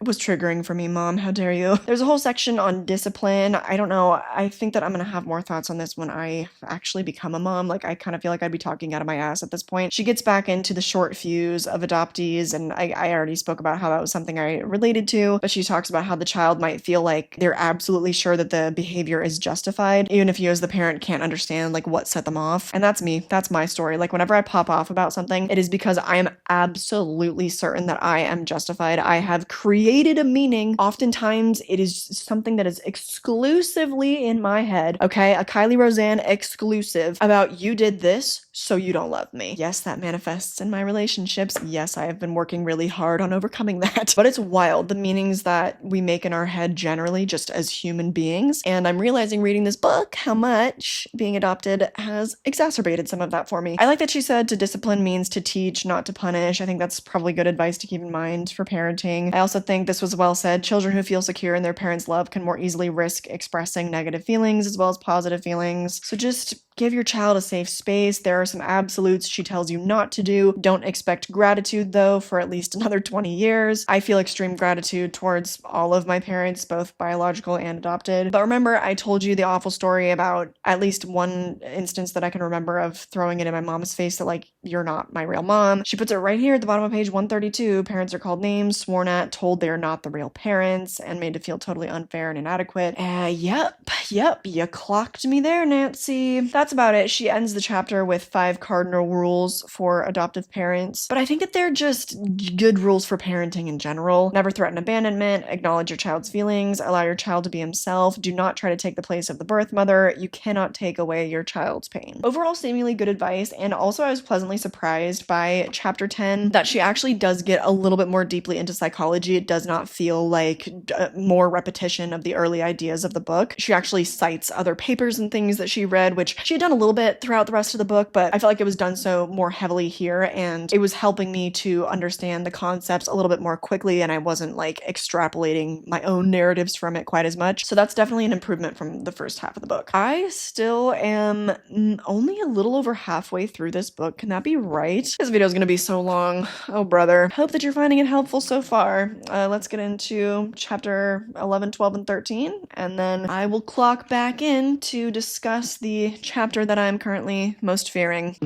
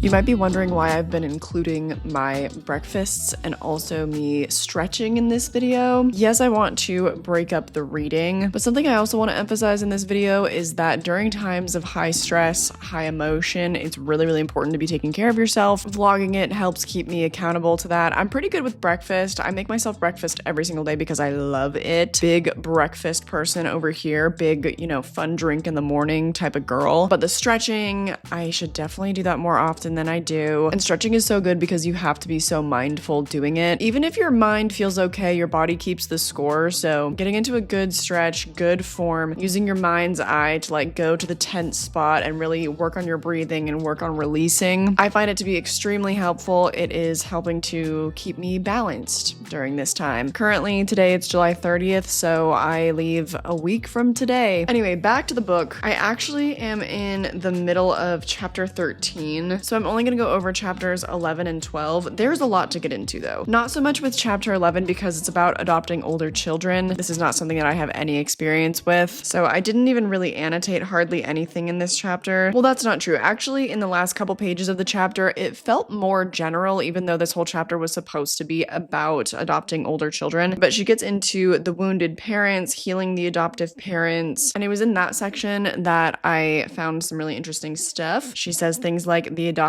parents would do well to take good emotional care of themselves. This is on page 144, by the way. They can't take away the pain of the adoptee. He will need to work through the pain himself. And this is true. My mom has said to me in the past that she, wanted to be able to come with me if I ever met my biological family. She's told me when I'm going through therapy for this kind of stuff, how badly she wishes that she could take this pain away from me. She wants so badly to be there for me, and it doesn't always manifest in the best ways. Maybe that's something I'll get into in a little bit, but later on in my life, I think I already mentioned my parents started getting a lot of therapy and have done a lot of work on themselves, and better late than never, honestly, for all of us. She also says on the next page that there are ways in which an adult adoptee can help heal the wounds of his or her parents as well as those of the siblings. I fairly consistently try to reassure my parents and my sister that this has nothing to do with them. I'm not looking to replace them in any way, that they are very much my family. I'm where I belong. I love them with my whole heart. I'm not going and seeking my family. You know what I mean? I am going and seeking the people that I am related to. Oh, if it looks like my face skin is starting to peel off, I also have on a clear peel off face mask right now. It's a hydrating one. I'm working a lot right now and trying to get ahead before my trip, so I'm also trying to get in a lot of self-care stuff. Anyway, on 146, I found it interesting. She talks about the other adoptive siblings. I have an older sister who is biologically my parents, for example. She says these children are sometimes jealous of the intensity of the relationship between the adopted sibling and their mother. I don't know if this is true, but I just found that interesting. But on the same page, there's a section that's called A Word About Fathers, and the way that she speaks about it and a father's influence on the lives of his children and how the child needs both parents and his real importance comes later in the child's life than that of the mother. If a child doesn't move away from the mother in the safety of the relationship with the father, the child may end up enmeshed with her. And I'm just what about gay parents? What about them? There's not a word about them in this section. Not everybody ends up with a father. I don't know. But she talks about the child's need for their father and the importance of his role in their life. And I don't disagree. My father's role in my life was hugely important. I just find it interesting that she made pretty big, important points about transracial adoptions and things, but there is no mention of gay. Again, this was written in the late 80s, early 90s, and this was around the time of the AIDS epidemic. She has also mentioned God a handful of times in this book. It's unclear to me how religious she is based on this book, but it's giving not super inclusive of the gays. Good advice for fathers here, though. Nonetheless, on page 148, she says, fathers, therefore, can help their children tremendously by encouraging and fostering their children's own innate interests and talents, which can often be observed in the play and other activities of young children. She also, when she's getting into this in the advice for fathers, she's of course, this is true of any father of any child, but more true in adoptive families. So she does at least acknowledge that. But to this point, I would say that my mom really held things down when I was a kid. My dad traveled a lot, but he was still always present for all of my sporting events. I think he was the one that enrolled me in like soccer as a young kid. My mom, I think, put me in gymnastics. Then my dad in 5th and 6th grade, he was the assistant on my basketball team. My dad is also the one that imparted the love of movies onto me. I mean, that was definitely already inside me, but he definitely helped foster that. And, you know, when I was young, is showing me Jurassic Park, Back to the Future, Jaws. We fell in love with the Harry Potter franchise and Pirates of the Caribbean together. He would go out in the backyard with me and kick around the soccer ball for like as long as I wanted. You know, we would throw the football back and forth. My dad was my best friend, like my best friend. It makes me feel bad for my mom sometimes because she always became the bad guy. And actually, I think that she gets into that in the next chapter, but it's because my mom really was the parent. I feel like later in life, my dad has given me invaluable life advice, and like I definitely come to him with things, and of course he has parented me, but growing up, my mom kind of was the parent. I feel like that's a dynamic that a lot of people can relate to. I don't know. Oh no, it's literally on the same page actually, on 148. She says, in an adoptive family, the mother often feels the most criticized. She says it's because the child most often feels that the mother was the abandoner. And I don't know if that's why. I think that genuinely just like was my family's dynamic. I don't know that it was really something that I projected. I think it more just was that my mom was the one that was physically there parenting every single day. My dad got to be like the best friend, you know? She goes on to say this gives the child more fuel for further insubordination and triangulates the family with the father and child forming an alliance against the mother. I definitely feel like even with my sister too, sometimes it felt like it would be like the three of us against my mom. And a lot of the time, I think it's just like, obviously my mom was probably overwhelmed with the responsibility that she carried. And the rest of us were just like, well, why is she being such a bitch? Anyway, the concluding idea of this chapter is that the adoptive parents can and must help to heal the wounds of their child, but they must also help one another to heal their own wounds. And this is true. You know, you gotta grieve your fertility. You have to grieve the possibility of, you know, welcoming your own biological child into the world, or in my parents' case, another one. I have no idea if any of the problems that they experienced together were like a manifestation of any of that and adopting me or whatever, but we found a great counselor for our family. Highly recommend finding one that you mesh with. I just once again cannot stress to you enough how invaluable ours was for our family. Moving on to chapter 12 though, I underlined so much stuff on like every single page of this chapter. Oh my god. Okay, so buckle up. Chapter 12 is reunions as a means of healing the adoption triad. Now, I am coming at this from the perspective of not having gone through the reunion process myself. I just underlined things that I found really fascinating, things that made me hopeful, things that gave me pause. I think I've already said once I go through my own reunion process, I probably will make a separate video on that, and I'll probably bring this book back up. But anyway, she kicks off saying their wish to search does not reflect any wish to hurt anyone else. This is true. We talked about the guilt already. Often, however, as is in the case of divorce, people think that they have to take sides. The same mentality, unfortunately, is evident within the triad itself. She relates so much of reunions and birth parents versus adoptive parents to divorce, and I thankfully have no experience with this. My parents are still happily together after, I think it's been 40 years. I think they just had their 40th, but I can definitely see how she is making the comparison, so we'll get into that a little bit more. Something I cannot relate to but found interesting was she talked about another adoptee that she met who her birth mother gave her up when she was only 16 years old, and then the adoptee went on to get pregnant at 16 and subsequently gave up the child. And she talks about how there is a pull to repeat this pattern and that it is unconscious but very real. I have had no such pull. If anything, for me personally, it is the complete opposite. The fact that I was adopted has made me even more sure that I want to keep my own biological children. Of course, I have the perspective that like adoption can be this beautiful, amazing gift, and that probably is the route that my partner and I will go if we can't like naturally conceive. But after living through it, it just would not be my preference. What gave me hope on the same page, on page 151, she says that reunions often seem to have a calming effect. There was a release of tension and a renewal of life. Reunions can help all the adoptees' relationships, including that with the adoptive parents. I feel like I have obviously done a lot of healing ahead of time. It was my priority to heal the relationships in my family first before pursuing that. It's interesting that it seems like some people kind of tend to do the opposite, though she does say that the dynamics of reunions can be unpredictable. And this is true. Even after having known some of my biological family for like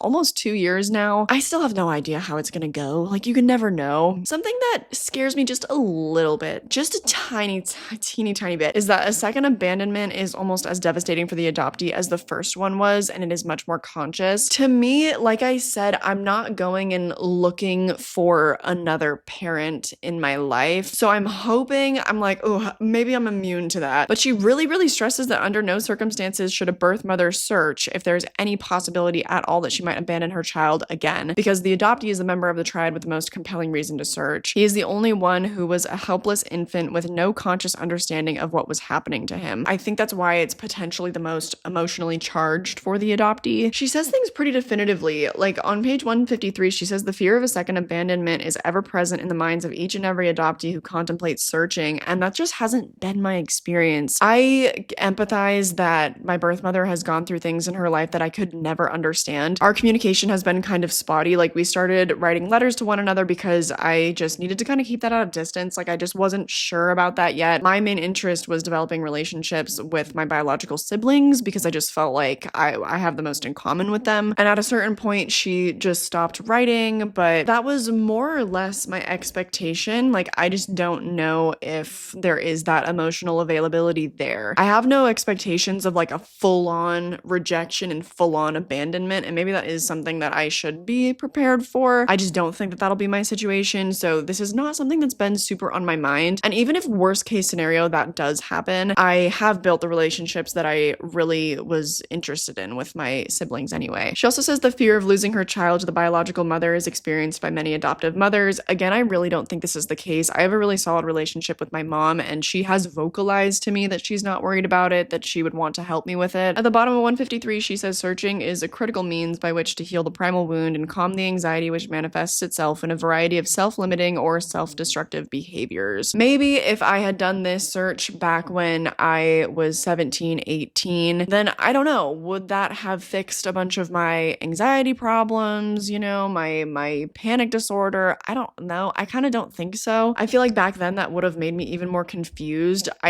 Because it has been so beneficial for me, I would recommend doing more of the healing first and trying to get a grip on understanding all of this first before going into the reunion. Again, this is all very personal, but for me, it just helps me feel better prepared. I feel more calm about the potential of a negative experience, you know, because I've already grounded myself. She says those who search should be seen as having a kind of strength and courage, which is to be envied, not vilified. And my biological sister has told me again and again that she just admires me so much and thinks that I am so brave, because when I reached out, she was like freaking out. And then I think a couple days later, or maybe the day after, because I initially reached out to my biological mother on Facebook, then my sister ended up reaching back out to me, and then we ended up just talking a ton and like totally clicked and have been kind of inseparable ever since. But yeah, it's scary because you literally have no, like, you could have an idea of what might happen. You can stalk their socials and like get their vibe. That is if they're all on social media. Luckily for me, all my biological family members are pretty active on Facebook and I was able to find them, but you still never know. Like you still never know. The only way to know, because I see so many people asking advice on like how to reach out and should I reach out on like Reddit and stuff. And what most people say in the comments, and what I'm gonna parrot right here, is that the only way to know is just by taking the chance and sending a hello. She says that difficulties are often a result of misunderstandings about the process of the reunion relationship itself. And so she has different sections on like the birth mother as the bad guy, understanding the birth mother, the adoptive parents as the bad guy. A lot of this, again, is stuff that I can't really speak to, but I did find interesting because, you know, I am not someone who has given a child away. But she says many birth mothers have been afraid to intrude into the lives of their children's adoptive families. And I kind of get this sense from my birth mother just a little bit. I feel like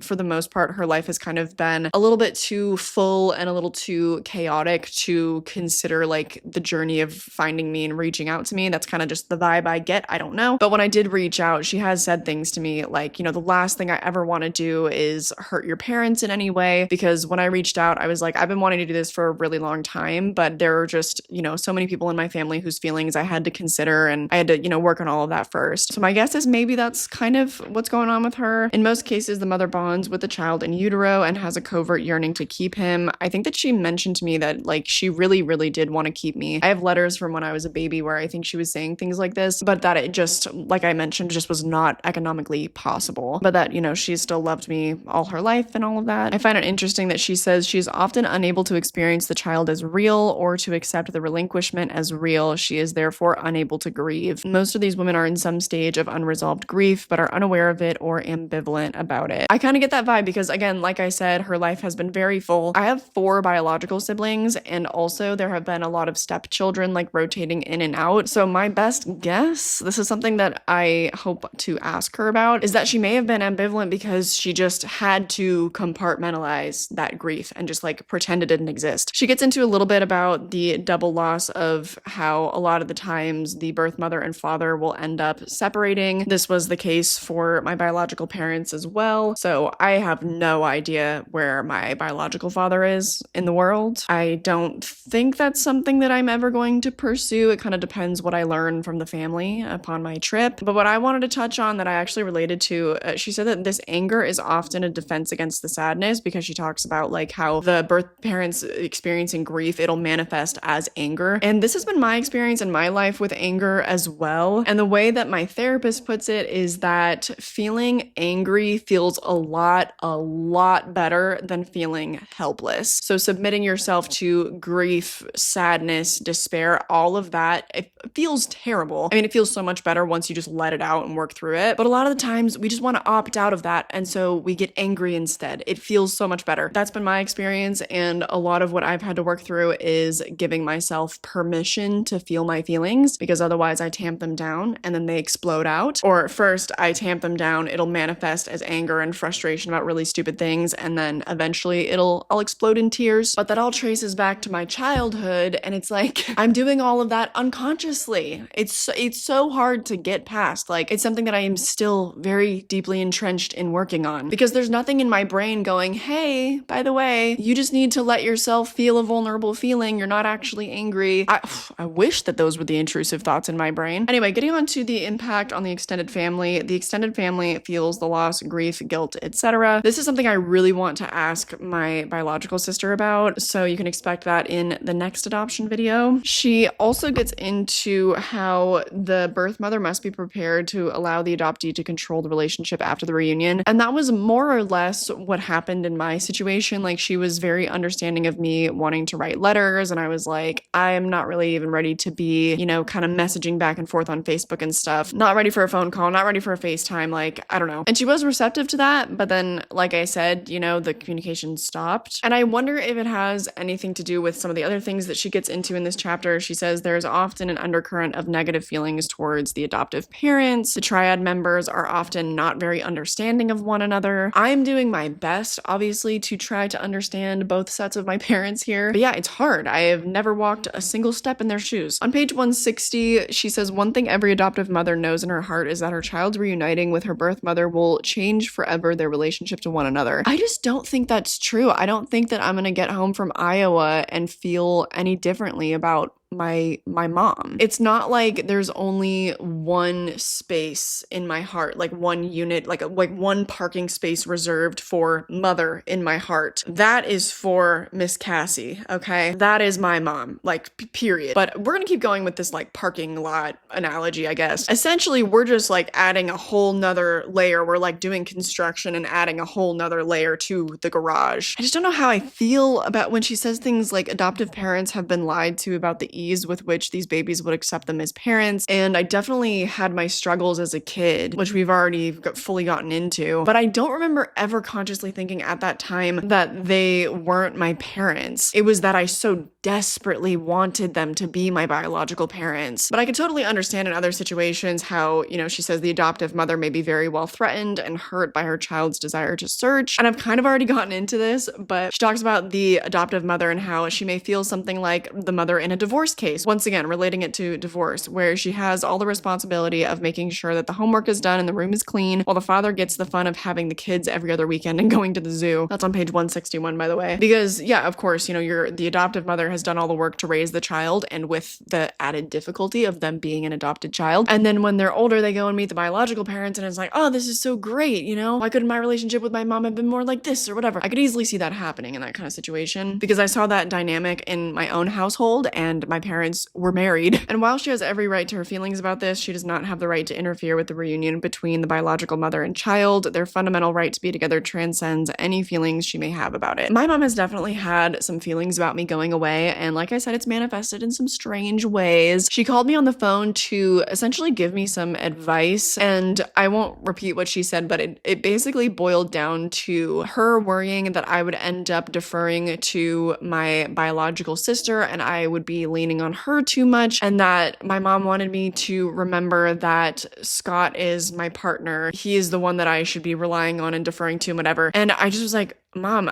he has been by my side throughout all of this. We started dating almost a year before I reached out to my biological family. He has seen me through like every stage of this process and has been my support. Like, that's just a weird thing to say. It feels like you're projecting on me. And she's like, well, you haven't told me anything about what you're doing. Like, you haven't told me how you're doing, how you're feeling. And I'm like, Mom, you didn't ask. Like, you just called me up to give me this weird advice that like doesn't really apply. And I'm kind of hurt that you would assume that that's how I would be operating in this situation. And she apologized. We moved on, and I was like, I think you're having some feelings about what I'm doing, but I don't appreciate how they're being projected onto me right now. So we're all good, but yeah, for sure, like some of these emotions will manifest in some uncomfortable ways. In the book, Nancy would describe it as a concretizing of her long-held feeling that she has never been able to replace that lost mother, and I sincerely hope that that is not what my mother is feeling, but maybe on some really like deep primal level, perhaps she is. I don't know. She gets into some reasons why the whole institution of adoption needs to be reformed, and I think in the last 30 years it somewhat has been in certain ways. Like, I don't know if in closed adoptions even adult adoptees still need the permission of their parents to get court records and things unsealed for them. I am unaware of that. In that case, that's horrible. Like, truly, in the past, so many adopted children never got to fully be adopted adults, like just in so many literally legal ways. But one thing she mentions is that socioeconomic status is often the number one criterion for selecting these parents, not their understanding of the issues or their psychological/emotional readiness for taking on this responsibility. So I think she's advocating for a lot more counseling for both sets of parents involved, which is something that I am super, super for, because I think every adoptive parent should really understand the root of why they're doing it. And if it is for some kind of like narcissistic savior complex reason, absolutely the fuck not. I have seen so many stories of adoptees on Reddit who had super narcissistic parents. It's heartbreaking. Anyway, relating it back to divorce, once again on page 165, the adoptee would like for his birth and adoptive mothers to like each other, just as children of divorce want the mother and father to like one another and get along. This is true, but honestly, for me, I kind of want to keep these things separate. And it's really easy when my family lives out in California and literally all of them live out in Iowa. I don't know if those are ever worlds that I really want to combine. To me, they feel like they don't fit together at all, and I just don't really have the desire for like me and my moms to all be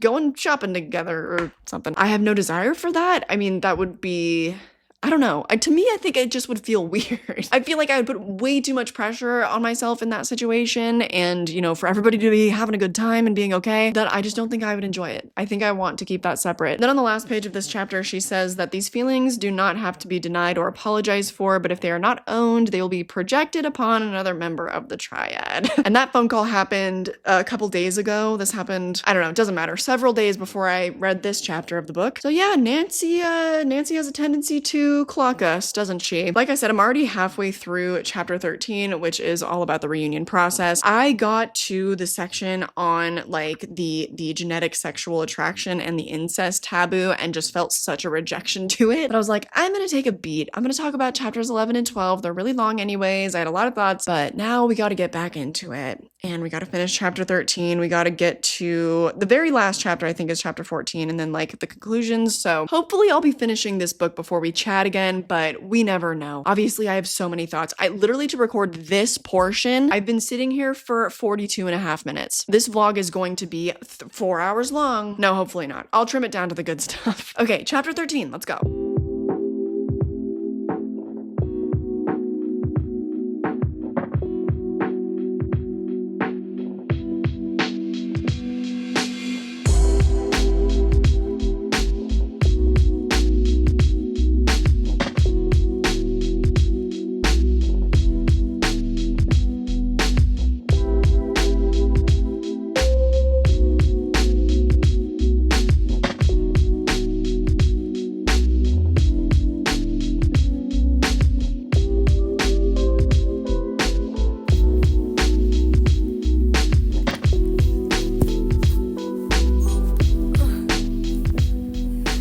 We got a new bed. I am so excited about it. So I thought that I would do my final breakdown here. We're here to talk about chapter 13, the reunion process. First sentence of the chapter: reunions are very emotional. I am expecting it to be. I know I've already gone on and on about how I don't really have expectations of this woman who gave birth to me and all of that, but because of all this other inexplicable emotional baggage that comes along with it, I'm probably gonna be crying. I told my birth sister that my prediction for how I'm going to react is that a wave of unreality might come over me, and so I might need to be touching her and like holding onto her hand or something just to like keep me grounded and just to be like, oh, you're really here. And that's probably also gonna be a little bit emotional for me. But she really starts getting into the meat of things. And also finally, at this point of the book, I feel like she is no longer being repetitive. Fresh ideas are being introduced literally like in every single paragraph. And I feel that the psychology behind it is being explained. So really, really good stuff. On 168, she says that in neither the case of the perfect reunion nor the difficult reunion is the adoptee acting from his true feelings, but from a protective stance. It could very well not be emotional. I don't really trust myself to hold the dam together. I'm pretty sure it's gonna break, but there is a world in which I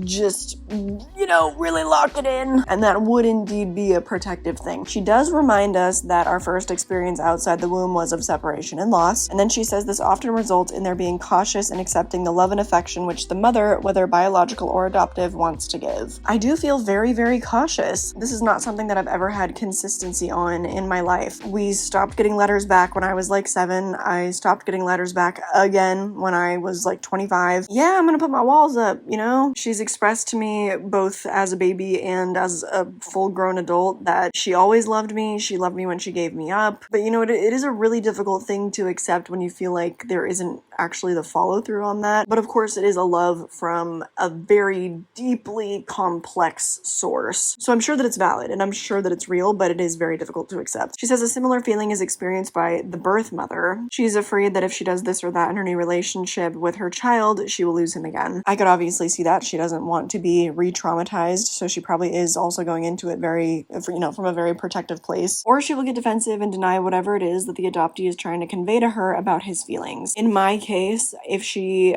had a question about how I've felt about being adopted and whatever, I would probably be honest and tell her that at certain points I have felt discarded, and I'm sure that it would be met with, no, like I wanted to keep you. Apparently that's true. Since the last time that I sat down to talk, I had a really long FaceTime with my biological sister, and she was telling me that it was our bio dad who ultimately convinced her to put me up for adoption. Hard to know how true that is. I do wonder if there were any other external pressures, or, maybe she did indeed want to give me up. I don't know. This was something that was shared with my sister, maybe 20 years ago at this point. She says, I can't stress enough how important it is for someone to be mature in these exchanges, and that someone has to be the mother, no matter how old the child. I just don't know if that's true.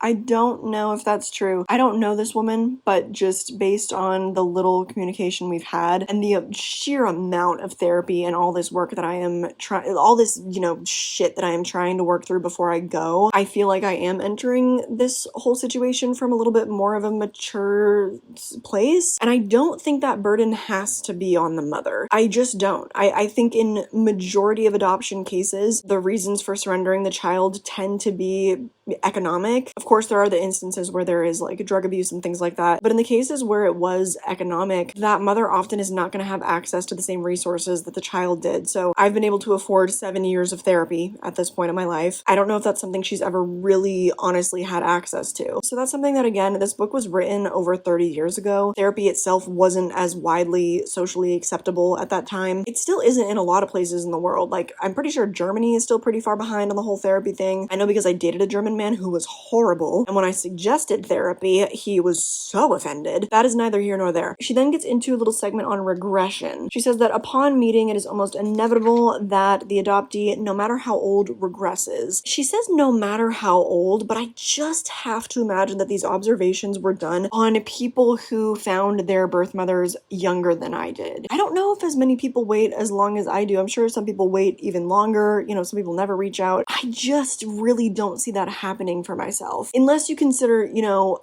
like my predicted physical response and like holding her hand and stuff, unless you consider that some form of regression, maybe, you know, the oh, my inner child needing physical touch or something. I promise you, for me, it's just that like I don't want to disassociate. I need to like literally give my brain a reminder that she is real. I don't know, you can make of that what you will. On page 171, I do find it interesting that she said that she's speaking about the birth mother. She must be patient. She must keep sending those cards and letters, calling on holidays, and generally keeping in touch. So that is something that my bio mom has not done. Last I heard from her, I think I already mentioned, she just wished me a happy birthday on my Facebook wall. A little confusing. Luckily, I am a grounded person and self-possessed enough that I'm not reading into that as something having to do with me, and she still wants to meet me and everything. So if the long-term goal is a positive relationship with her child, then she needs to take on the responsibility of the relationship in its early stages. The results will be much more satisfactory than if she gives in to her own hurt inner child, where two unconscious, unhappy children will be trying to connect. I don't think I am an unconscious, happy child. I don't know. So much of this book makes me feel infantilized. More on that in a little bit. The last paragraph of this section, though, she's talking about how the birth mother needs an outlet for her pain, and if she doesn't have one and she offloads, you know, onto the child, that's not good. The adoptee may begin to feel that he must take care of her, the parentified child, and once again, there is no one to take care of him, no one to understand his pain. Thus, he will begin to close down again, and the relationship will begin to take on superficial overtones. I might not be giving her enough credit, but I can't stress to you enough how much I don't know this woman. I am making future projections based on a lot of assumptions here. I certainly hope that I'm wrong, but I am expecting more of a superficial relationship just because I am not going into this seeking another mother figure in my life, for one thing. But for another, I just don't know if that's something that she's even really ready for. Let's get ready to rumble, folks. We have made it to the section on genetic sexual attraction. I never wanted to be here. If you recall, I scribbled a giant no with 3 exclamation points in this section of the book. She talks about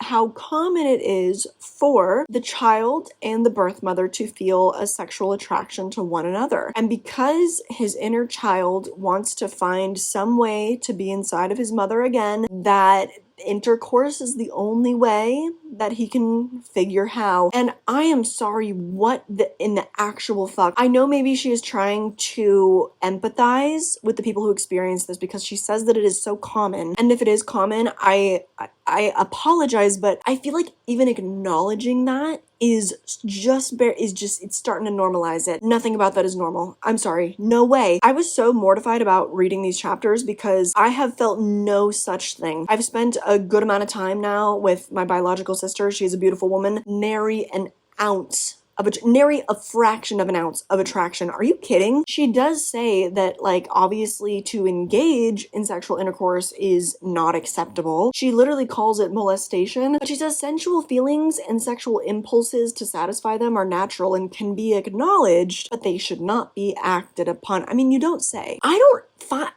is that really natural? I guess I just can't even believe that, like, that has to be said. If you've experienced this, I really am sorry, but I can't sit here in good conscience and be like, oh, well, if it is natural, then I guess that's something that should be acknowledged, because I am not trying to be responsible to start any line of positive thinking about this nasty stuff. There's also some weirdly regressive stuff.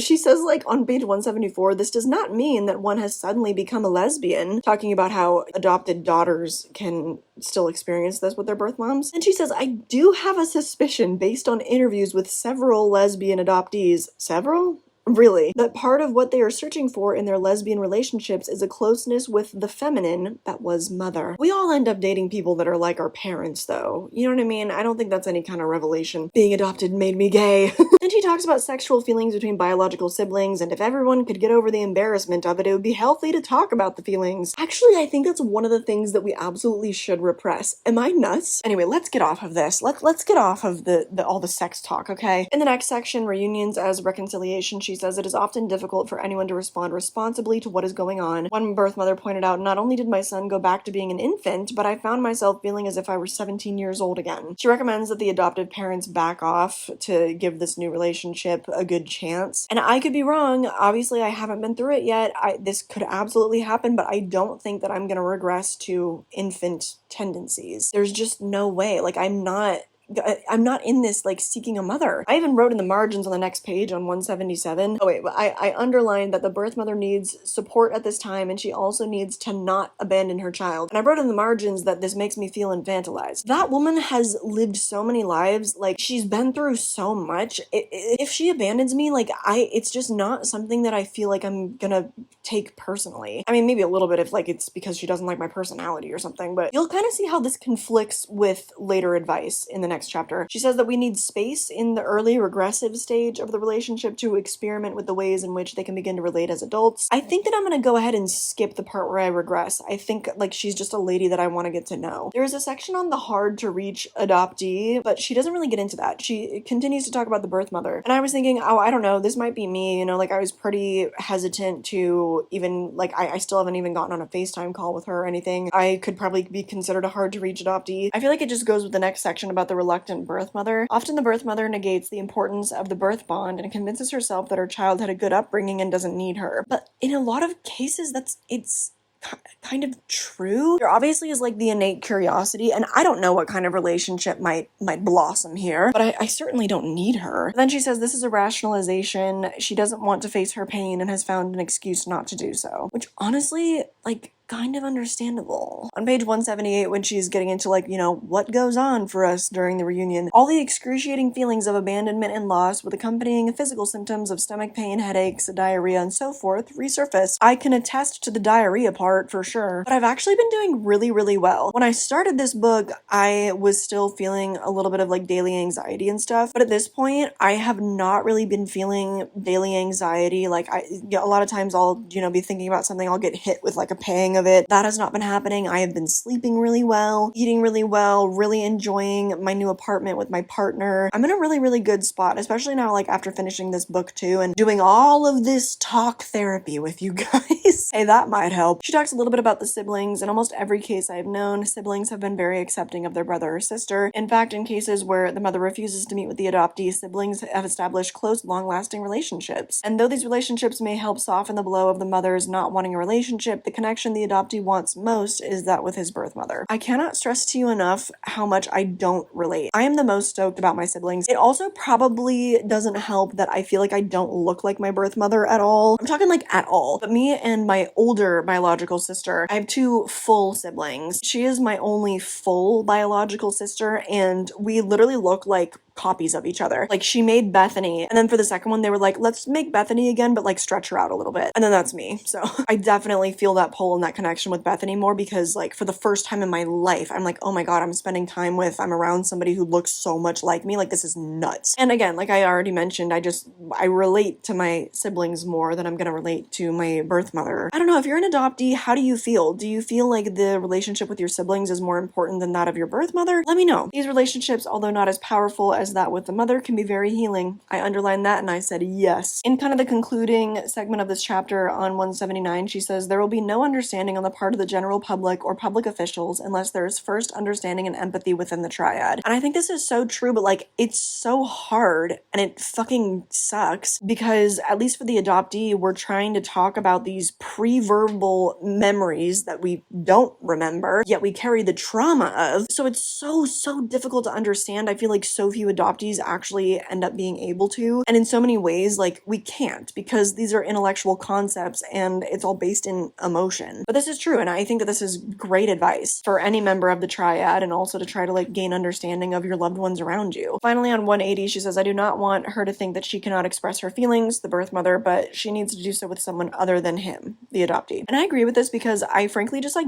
don't really know how to respond when I get the messages about, you know, she always loved me and all of this, and they were brief. She didn't like, you know, just explode and like write me an essay or anything. But quite honestly, like, I didn't know how to respond to that, because to me it was just like, you're a stranger, like you're a concept to me. But she grew me, like she knew me for 9 months inside of her body. So obviously she has that established connection, and on some level I do too, but I think it definitely is a lot different for the mother. Now we're on to chapter 14, which is called Empowering Ourselves. I do love that she makes it a point to say the original trauma is abandonment as experienced by the child. The problem is not adoption. Agree. But like we've already been over, it just is a very gray area. She says pretty definitively, though, that babies should never be separated from their mothers unless it is absolutely necessary. That is probably true. And then I love all of the advice that she gives to, help you get over this. And she kind of therapizes you at the end of the book. She talks about shunning the victim role, and she says he has to want to get rid of it. The feeling of helplessness. He has to want to take responsibility for himself and not blame everyone, the whole world, for what is happening to him. On 183, if you're angry at your birth mothers for abandoning you, why do you keep abandoning yourselves? And let me tell you, I have met a couple other adoptees in my life. There was one girl who I really was interested in having a connection with. She was someone who came into my life via like a close kind of family friend connection. And I was like, oh my God, like I never meet people who are adopted. But then after knowing each other for like a year or whatever, we have our first kind of altercation, and it just became so clear so immediately that she was someone who lived in her victim mentality. There was no possibility whatsoever at any time to have any kind of like mature conversation, because she took everything as an attack, like lived in her victimhood. So I'm like, damn, Nancy, clock it. The next paragraph, she shifts to the birth mothers, and I like that she asks, why do you keep abandoning yourselves? Like, take care of yourself. Feel your emotions. Take care of your emotions. Then in the next paragraph, she shifts to the birth mothers and says they're not immune from this kind of belief system. Because they gave up a child, many birth mothers consider themselves bad mothers, undeserving of having another child, or unable to be good mothers to their other children. I don't know how my birth mother feels about her capabilities as a mother. That is something I'm honestly kind of curious to ask her about, but that might be a little bit too personal for our first meeting. Something that I don't know if she touches on in this book is that I know for a fact, like, my birth mother did not feel undeserving of having another child. She had 2 other children after me, and that was part of like what made me really feel rejected for a time, because I'm like, she went on to have 2 more children. Why me? She kept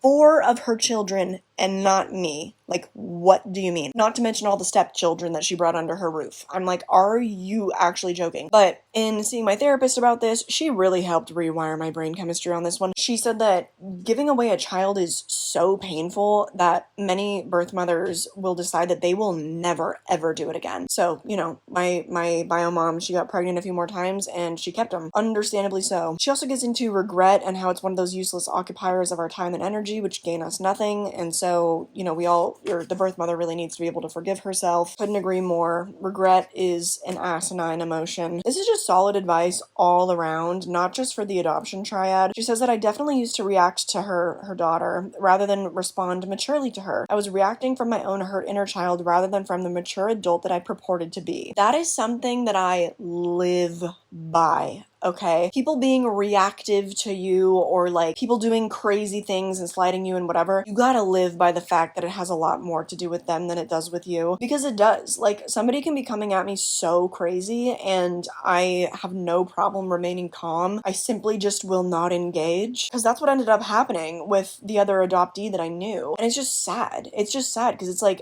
we relate to each other on this really intense primal thing, but the way that you engage with people during conflict, I'm like, I feel like I'm looking at myself when I was like 14. Like, you gotta grow up. She does get into the psychology of this on page 185. She says, acting out is exciting. There is a sense of drama, a kind of negative excitement. Although it is a neurotic way to respond to hurt, fear, anger, or guilt, it keeps the drama in our lives going. It is dysfunctional, self-perpetuating, and an old friend without which we would feel depressed. It is the way in which we avoid growing up and taking responsibility for our choices and our actions. We can't help the feelings, but we can help the behavior. She is speaking my language. She then goes on to say, experience the feeling, but respond to the situation. And again, I've already talked about like how I personally am working on this. Like, I will get really snippy about pretty minor infractions. I am aware of this. My partner is aware of this. We have spoken about this. Like, I actively am trying to be better. And it just takes practice. It just takes being cognizant of the problem. You have to be self-aware. You have to want to grow up. I'm sorry, not to get preachy, but I am enjoying the advice here. As we begin to become adults and accept responsibility for ourselves, we can begin talking about our pain with someone we love and trust rather than acting it out. It's hard. Like I've already said a million times, it is so much easier and feels so much better to be angry and blame everyone else than it does to let the grief move through you. Like, that shit sucks, you know? But it's gotta be done, and I appreciate she says this takes a great deal of patience when a person is trying to verbalize primal feelings. Because I think that she's relating this to the behavior that you have with your partner.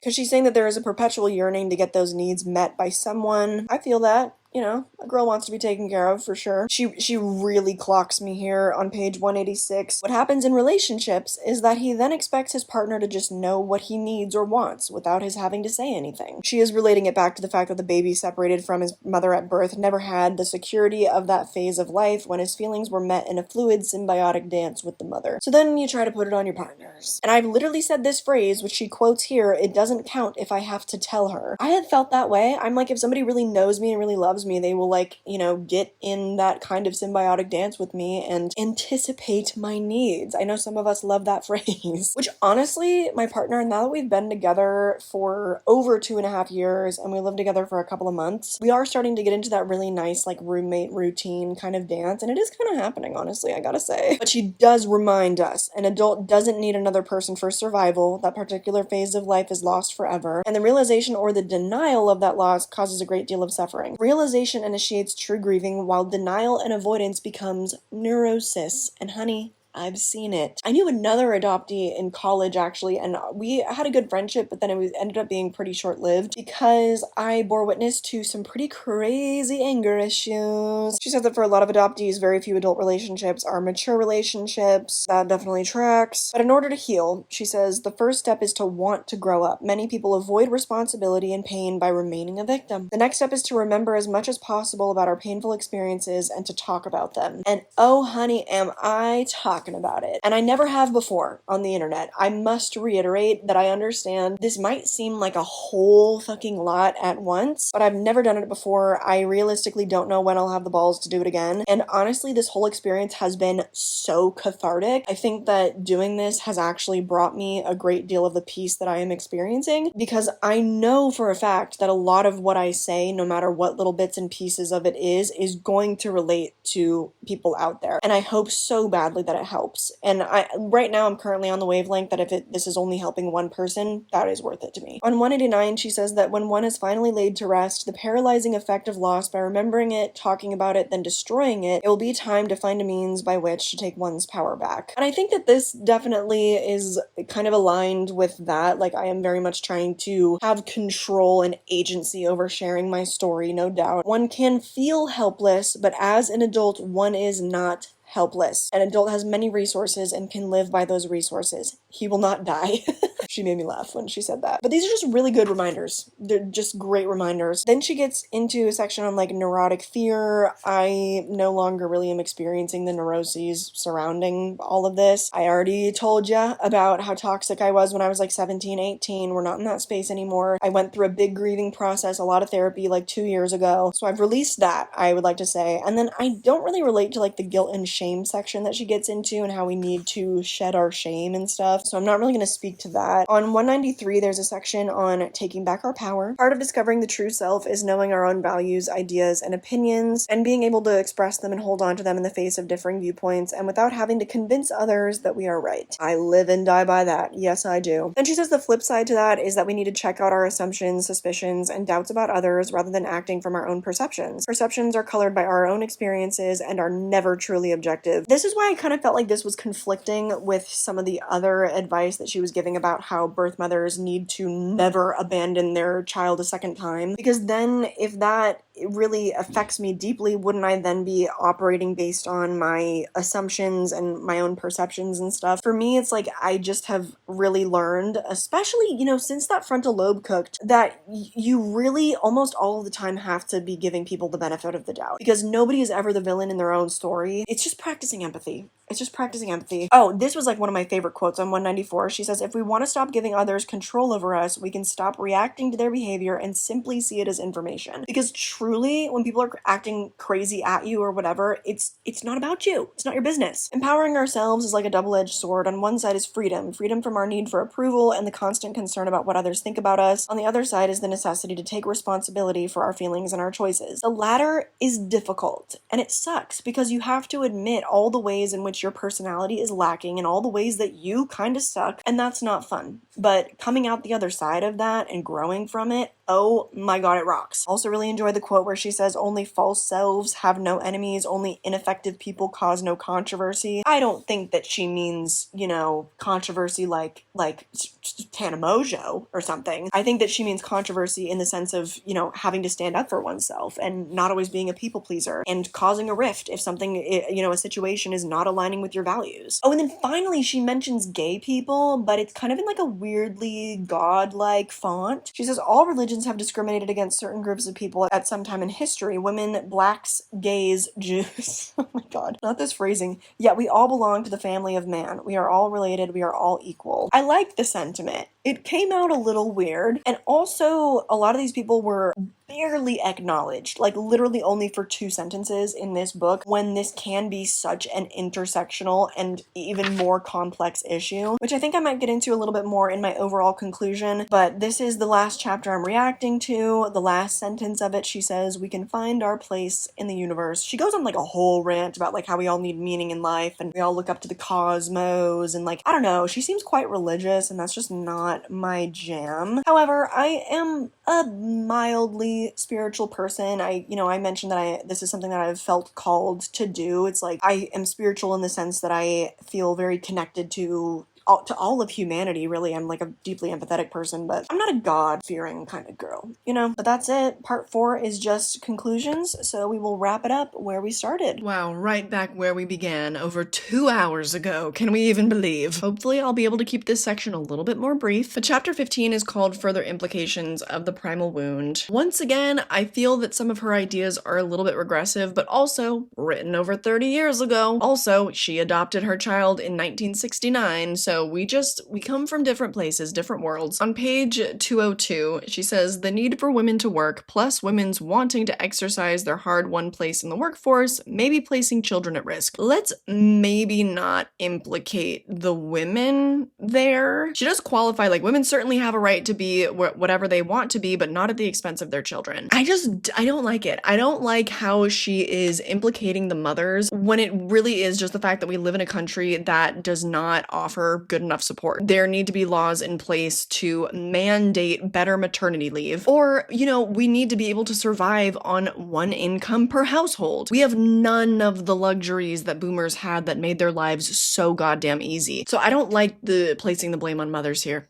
I just don't think that's productive. When one gives birth or adopts a baby, there is a responsibility to nurture and care for the child. Having someone else do it, in my opinion, compromises the emotional health of the baby. Which, like, yes, I hear you, sister, but you're blaming the wrong people, okay? She says quality time for a child is having mother available when he wants her, day or night. If mother is not available, it will bring up feelings for the child, feelings that the mother will have to be prepared to acknowledge and validate. I think that's just a fact of life. I mean, you can't coddle your children forever. You can't be around forever. I actually feel like that is a very valuable lesson that children learn throughout their development as they slowly detach from their mothers. Maybe she's just talking about infancy. I don't know. She doesn't actually specify here. On 204, she says something even more intense. Related to this issue is the practice of using anonymous donors for sperm banks, which I believe should be abolished. I get that. I do get that. Has it been at this point, by the way? She says that everyone has a right to know his or her biological heritage, which I completely agree with. If you're not an adoptee and that's something that you have never even had to consider, it is legitimately traumatizing because it means that you will once again cry in your car outside of the doctor's office with feelings that you cannot explain. She also then goes on to explain how surrogacy is a myth because even though it's someone else's egg, the woman who is growing the child is the biological mother. I hear her. I get where she's coming from. It's something that needs to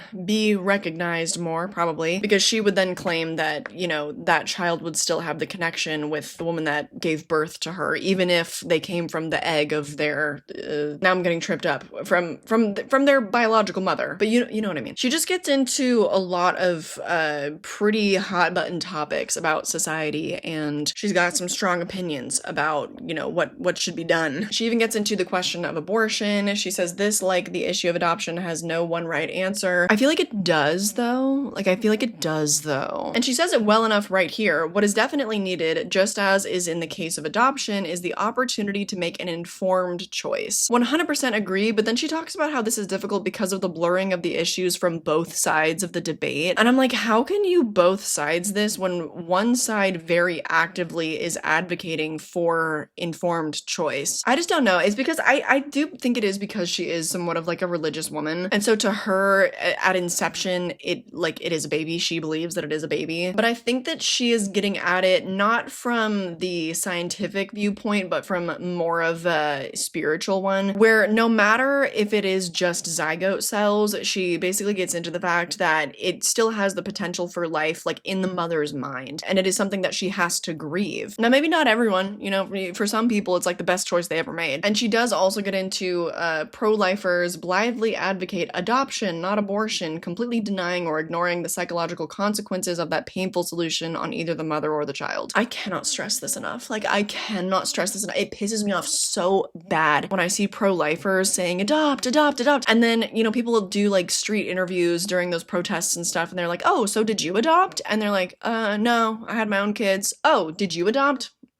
Nope, had my own kids. I hope that those people kick rocks. Because to them, it really is just a concept. Like, you don't know what I've been through. And how many adoptees are on Reddit forums saying that they wish that they had been aborted. Sad, crazy statement, but true. She seems to think that there are no easy answers. It does seem as if each side of the abortion issue is in denial about what the other is saying. And I'm not. I'm definitely not. I think that anyone who is intelligent can understand the gray area of the fact that mothers who have abortions, you know, fully via free will still probably need to grieve, and it still is an emotional process. Like, nobody is saying that it's easy. I don't think that anybody out here wants to get an abortion. It is, at the very best, a huge inconvenience on your week. That is at the very, very best, okay? So some of this stuff is antiquated, you know. When I go ahead and recommend this book to you, I just will ask you to bear that in mind. I do like that she acknowledges women who have had abortions and have also given up a child for adoption will most often say that adoption was the more difficult of the two, because it's not a pure loss. It's not pure grief. Like, that child is out there somewhere. Then she really loses me because she gets a little puritanical here, and I'm like, girl, shut up. Women should have a choice about whether or not to carry a baby to term. It is a terrible choice, and we should do more to ensure that women do not have to make that painful choice. The alternatives should include the quaint idea of self-control or abstinence. That idea is so fucking busted. The majority of times that a human being has sex in their life is simply to do it for fun, because it feels good. We're nasty creatures. Nasty, nasty creatures. Like, sex is so normal. It's so fun. It's so awesome. Like, we just want to be doing it. Self-control or abstinence implies that the women out there having sex for fun are somehow out of control. I just don't know if I can trust her when she says, like, they should have information and access to birth control methods and devices so that their next decision does not need to be a life or death decision. But why did you start with self-control or abstinence? And also, why even throw that in? Why not just say abstinence? Then she gets a little woo-woo and a little bit weird. She talks about how there is now enough evidence of people being able to remember through the use of hypnosis attempted abortions. And I'm just like, I don't know. You know, when you're in hypnosis, you're in a very suggestive state of mind. So I'm like, where did that evidence come from? Was the person doing the hypnoses asking yes or no questions? Like, how did they arrive at that conclusion? How did they arrive at that as evidence? I need more details, Nancy, because otherwise I'm not on board. That's enough of chapter 15 though. Chapter 16 is called Honor Thy Children, and she just basically does a summary of like the entire book. I'm with her when she says it makes no sense to me that we take babies away from mothers who have no financial resources and then pay someone else, foster parents, to take care of them. I know that in like a lot of those situations, there's also drugs and other extenuating circumstances involved, maybe a violent birth father or something. But for the most part, hard agree. Like, we should be striving to keep children with their biological parents. I think this is good advice. Prospective adoptive parents must first make sure that the child they're about to adopt really needs to be adopted adopted, and then they must ask themselves if they are really prepared emotionally and psychologically to meet the needs of that child. I think if that's something that you're considering at all, like if that is a thought that runs through your head, you're starting in a very, very good place, and probably a better place than the majority of other prospective parents. But that is just the start. You should definitely get therapy, heal yourselves, make sure your relationship is super solid, which hopefully you can do because oftentimes it does take many years to be connected with a child. Now, unfortunately, I have to end on a little bit of a bitter note. The final, it's not even a whole paragraph, it's like a couple sentences, but the final note of this book, she says, just before the glossary, the last note she wants to end you on. I've always wished that Moses had remained on Mount Sinai a little longer and that God had given him an 11th commandment. Honor thy children. Oh, what a different world it might be. I did actually genuinely write boo in my book. I kind of wish I hadn't. I had a couple drinks last night when I finished this book, so I was feeling a little bit spicy. I get what she's saying. I do. But I get so icked out when people relate things back to religion, when it's like, you could have used literally any other metaphor that more people could relate to. The fact that you want to end the book on that kind of Christian note, I'm just like, no. Nothing wrong with Christianity, by the way. I actually grew up going to a Presbyterian church, but it's when I start to sniff that someone is kind of pushing it, I'm like, absolutely not. So yeah, unfortunately, that's where this book ends. So what are my conclusions? I do recommend this book. I think that there is so much more that is relatable in this book than there is that isn't, then you know what I'm trying to say. This video's been too long. I know that I gave you like a 3-hour long book report on it, essentially, but it's still worth reading. There obviously is still a lot that I didn't get into. I think that I did pull out the most important bits though, and the rest of it does feel a bit repetitive. But, you know, if you're someone who was adopted when you were older, there is a chapter dedicated for you. It's just something that I can't really speak on. I will say though that if you were a member of a transracial adoption, then I don't know how much this book might help you, just because I'm making an assumption here, but I assume that those situations are so much more emotionally complex and just obviously so much more intersectional. This is a pretty white take. It's a very white take. What am I saying? It is a white, suburban, average, you know, I'm just lucky that that was also my experience. Literally, I think that there are 5 sentences in total about other minority groups. Maybe you could still relate though, like a lot of these are kind of the base issues, and then I'm sure that a lot of the trauma just compounds when it becomes more intersectional, because ultimately a lot of the heavier stuff in the book that I didn't end up relating to, and some of the needs that she claims that adoptive children have, I think I don't relate to because I am coming from such a privileged position. White woman adopted into a white family, a family who was very well off when I was a child. Yeah, we have our problems, and I think that a lot of those can also be attributed to why I acted in certain ways that I did as a child. I'll never know exactly for sure what came first, like the chicken or the egg, my personality or being adopted, or my being adopted, or the family unit I was adopted into, and the reasons why I acted the way I did. But I had a very stable, very loving home, and so I think that I was able to avoid kind of the worst of adoption traumas. I've seen so much about it on Reddit, on those forums, but like I said, I just have not really seen much representation literally anywhere else. So this definitely is not for everyone. I don't want to be pushing anybody into doing this, but I would encourage you, if you feel strong enough, if this feels like something you also might be called to do, that you should talk about it. You should talk about your experience, especially if it's a niche that I can't touch on. You might be thinking, oh, that's going to take a lot of vulnerability, that's going to take a lot of bravery, but honestly, this feels like one of the most self-indulgent things I've ever done. I have never talked about my emotions and my childhood and all of that this much ever in my 5.5 years on YouTube, and even longer than that on the internet in general. I've also concluded that I do want to try to seek out more books about adoption, but if this is still considered sort of like the ultimate, then can somebody else maybe write a new one? Particularly a new one in our current digital age. The way that I found my biological family was through Facebook, which didn't even exist at this time. Instagram, we never knew her. We didn't know that the iPhone was going to be invented when this was written. So I just think that some updates need to be made. Somebody needs to, you know, do more research into the current legislation. They can also include some excerpts of the primal wound and what research has been done in psychology, like what's changed, what, you know, sociologically, what perceptions have changed. Should it be me?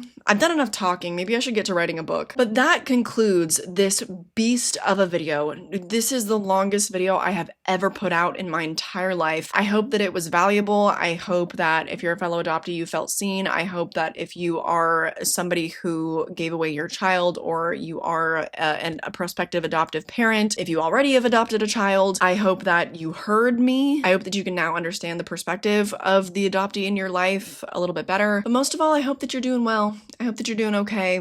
It's not easy to be any member of the adoption triad, so take care of yourself, take agency over your healing. I have more adoption content coming your way. I'm gonna shoot at least one video with my biological sister when I go visit her. I'm gonna do somewhat of a secondary reaction to the primal wound once I get back, and I might react to the reunion chapters, but I'll probably just be talking about it generally. I have some other ideas for videos as well. I would love to hear your ideas too. If you'd like to lighten the mood, you can check out my horror channel. I always drop reviews of new horror movies. There's all types of horror content over there. I also have a Patreon if you would like to support me. Depending on which tier you join, you get a bonus video every single week. But more than anything, I hope that you enjoyed this Godfather length goddamn YouTube video, and I hope that I catch you in the next one. Bye.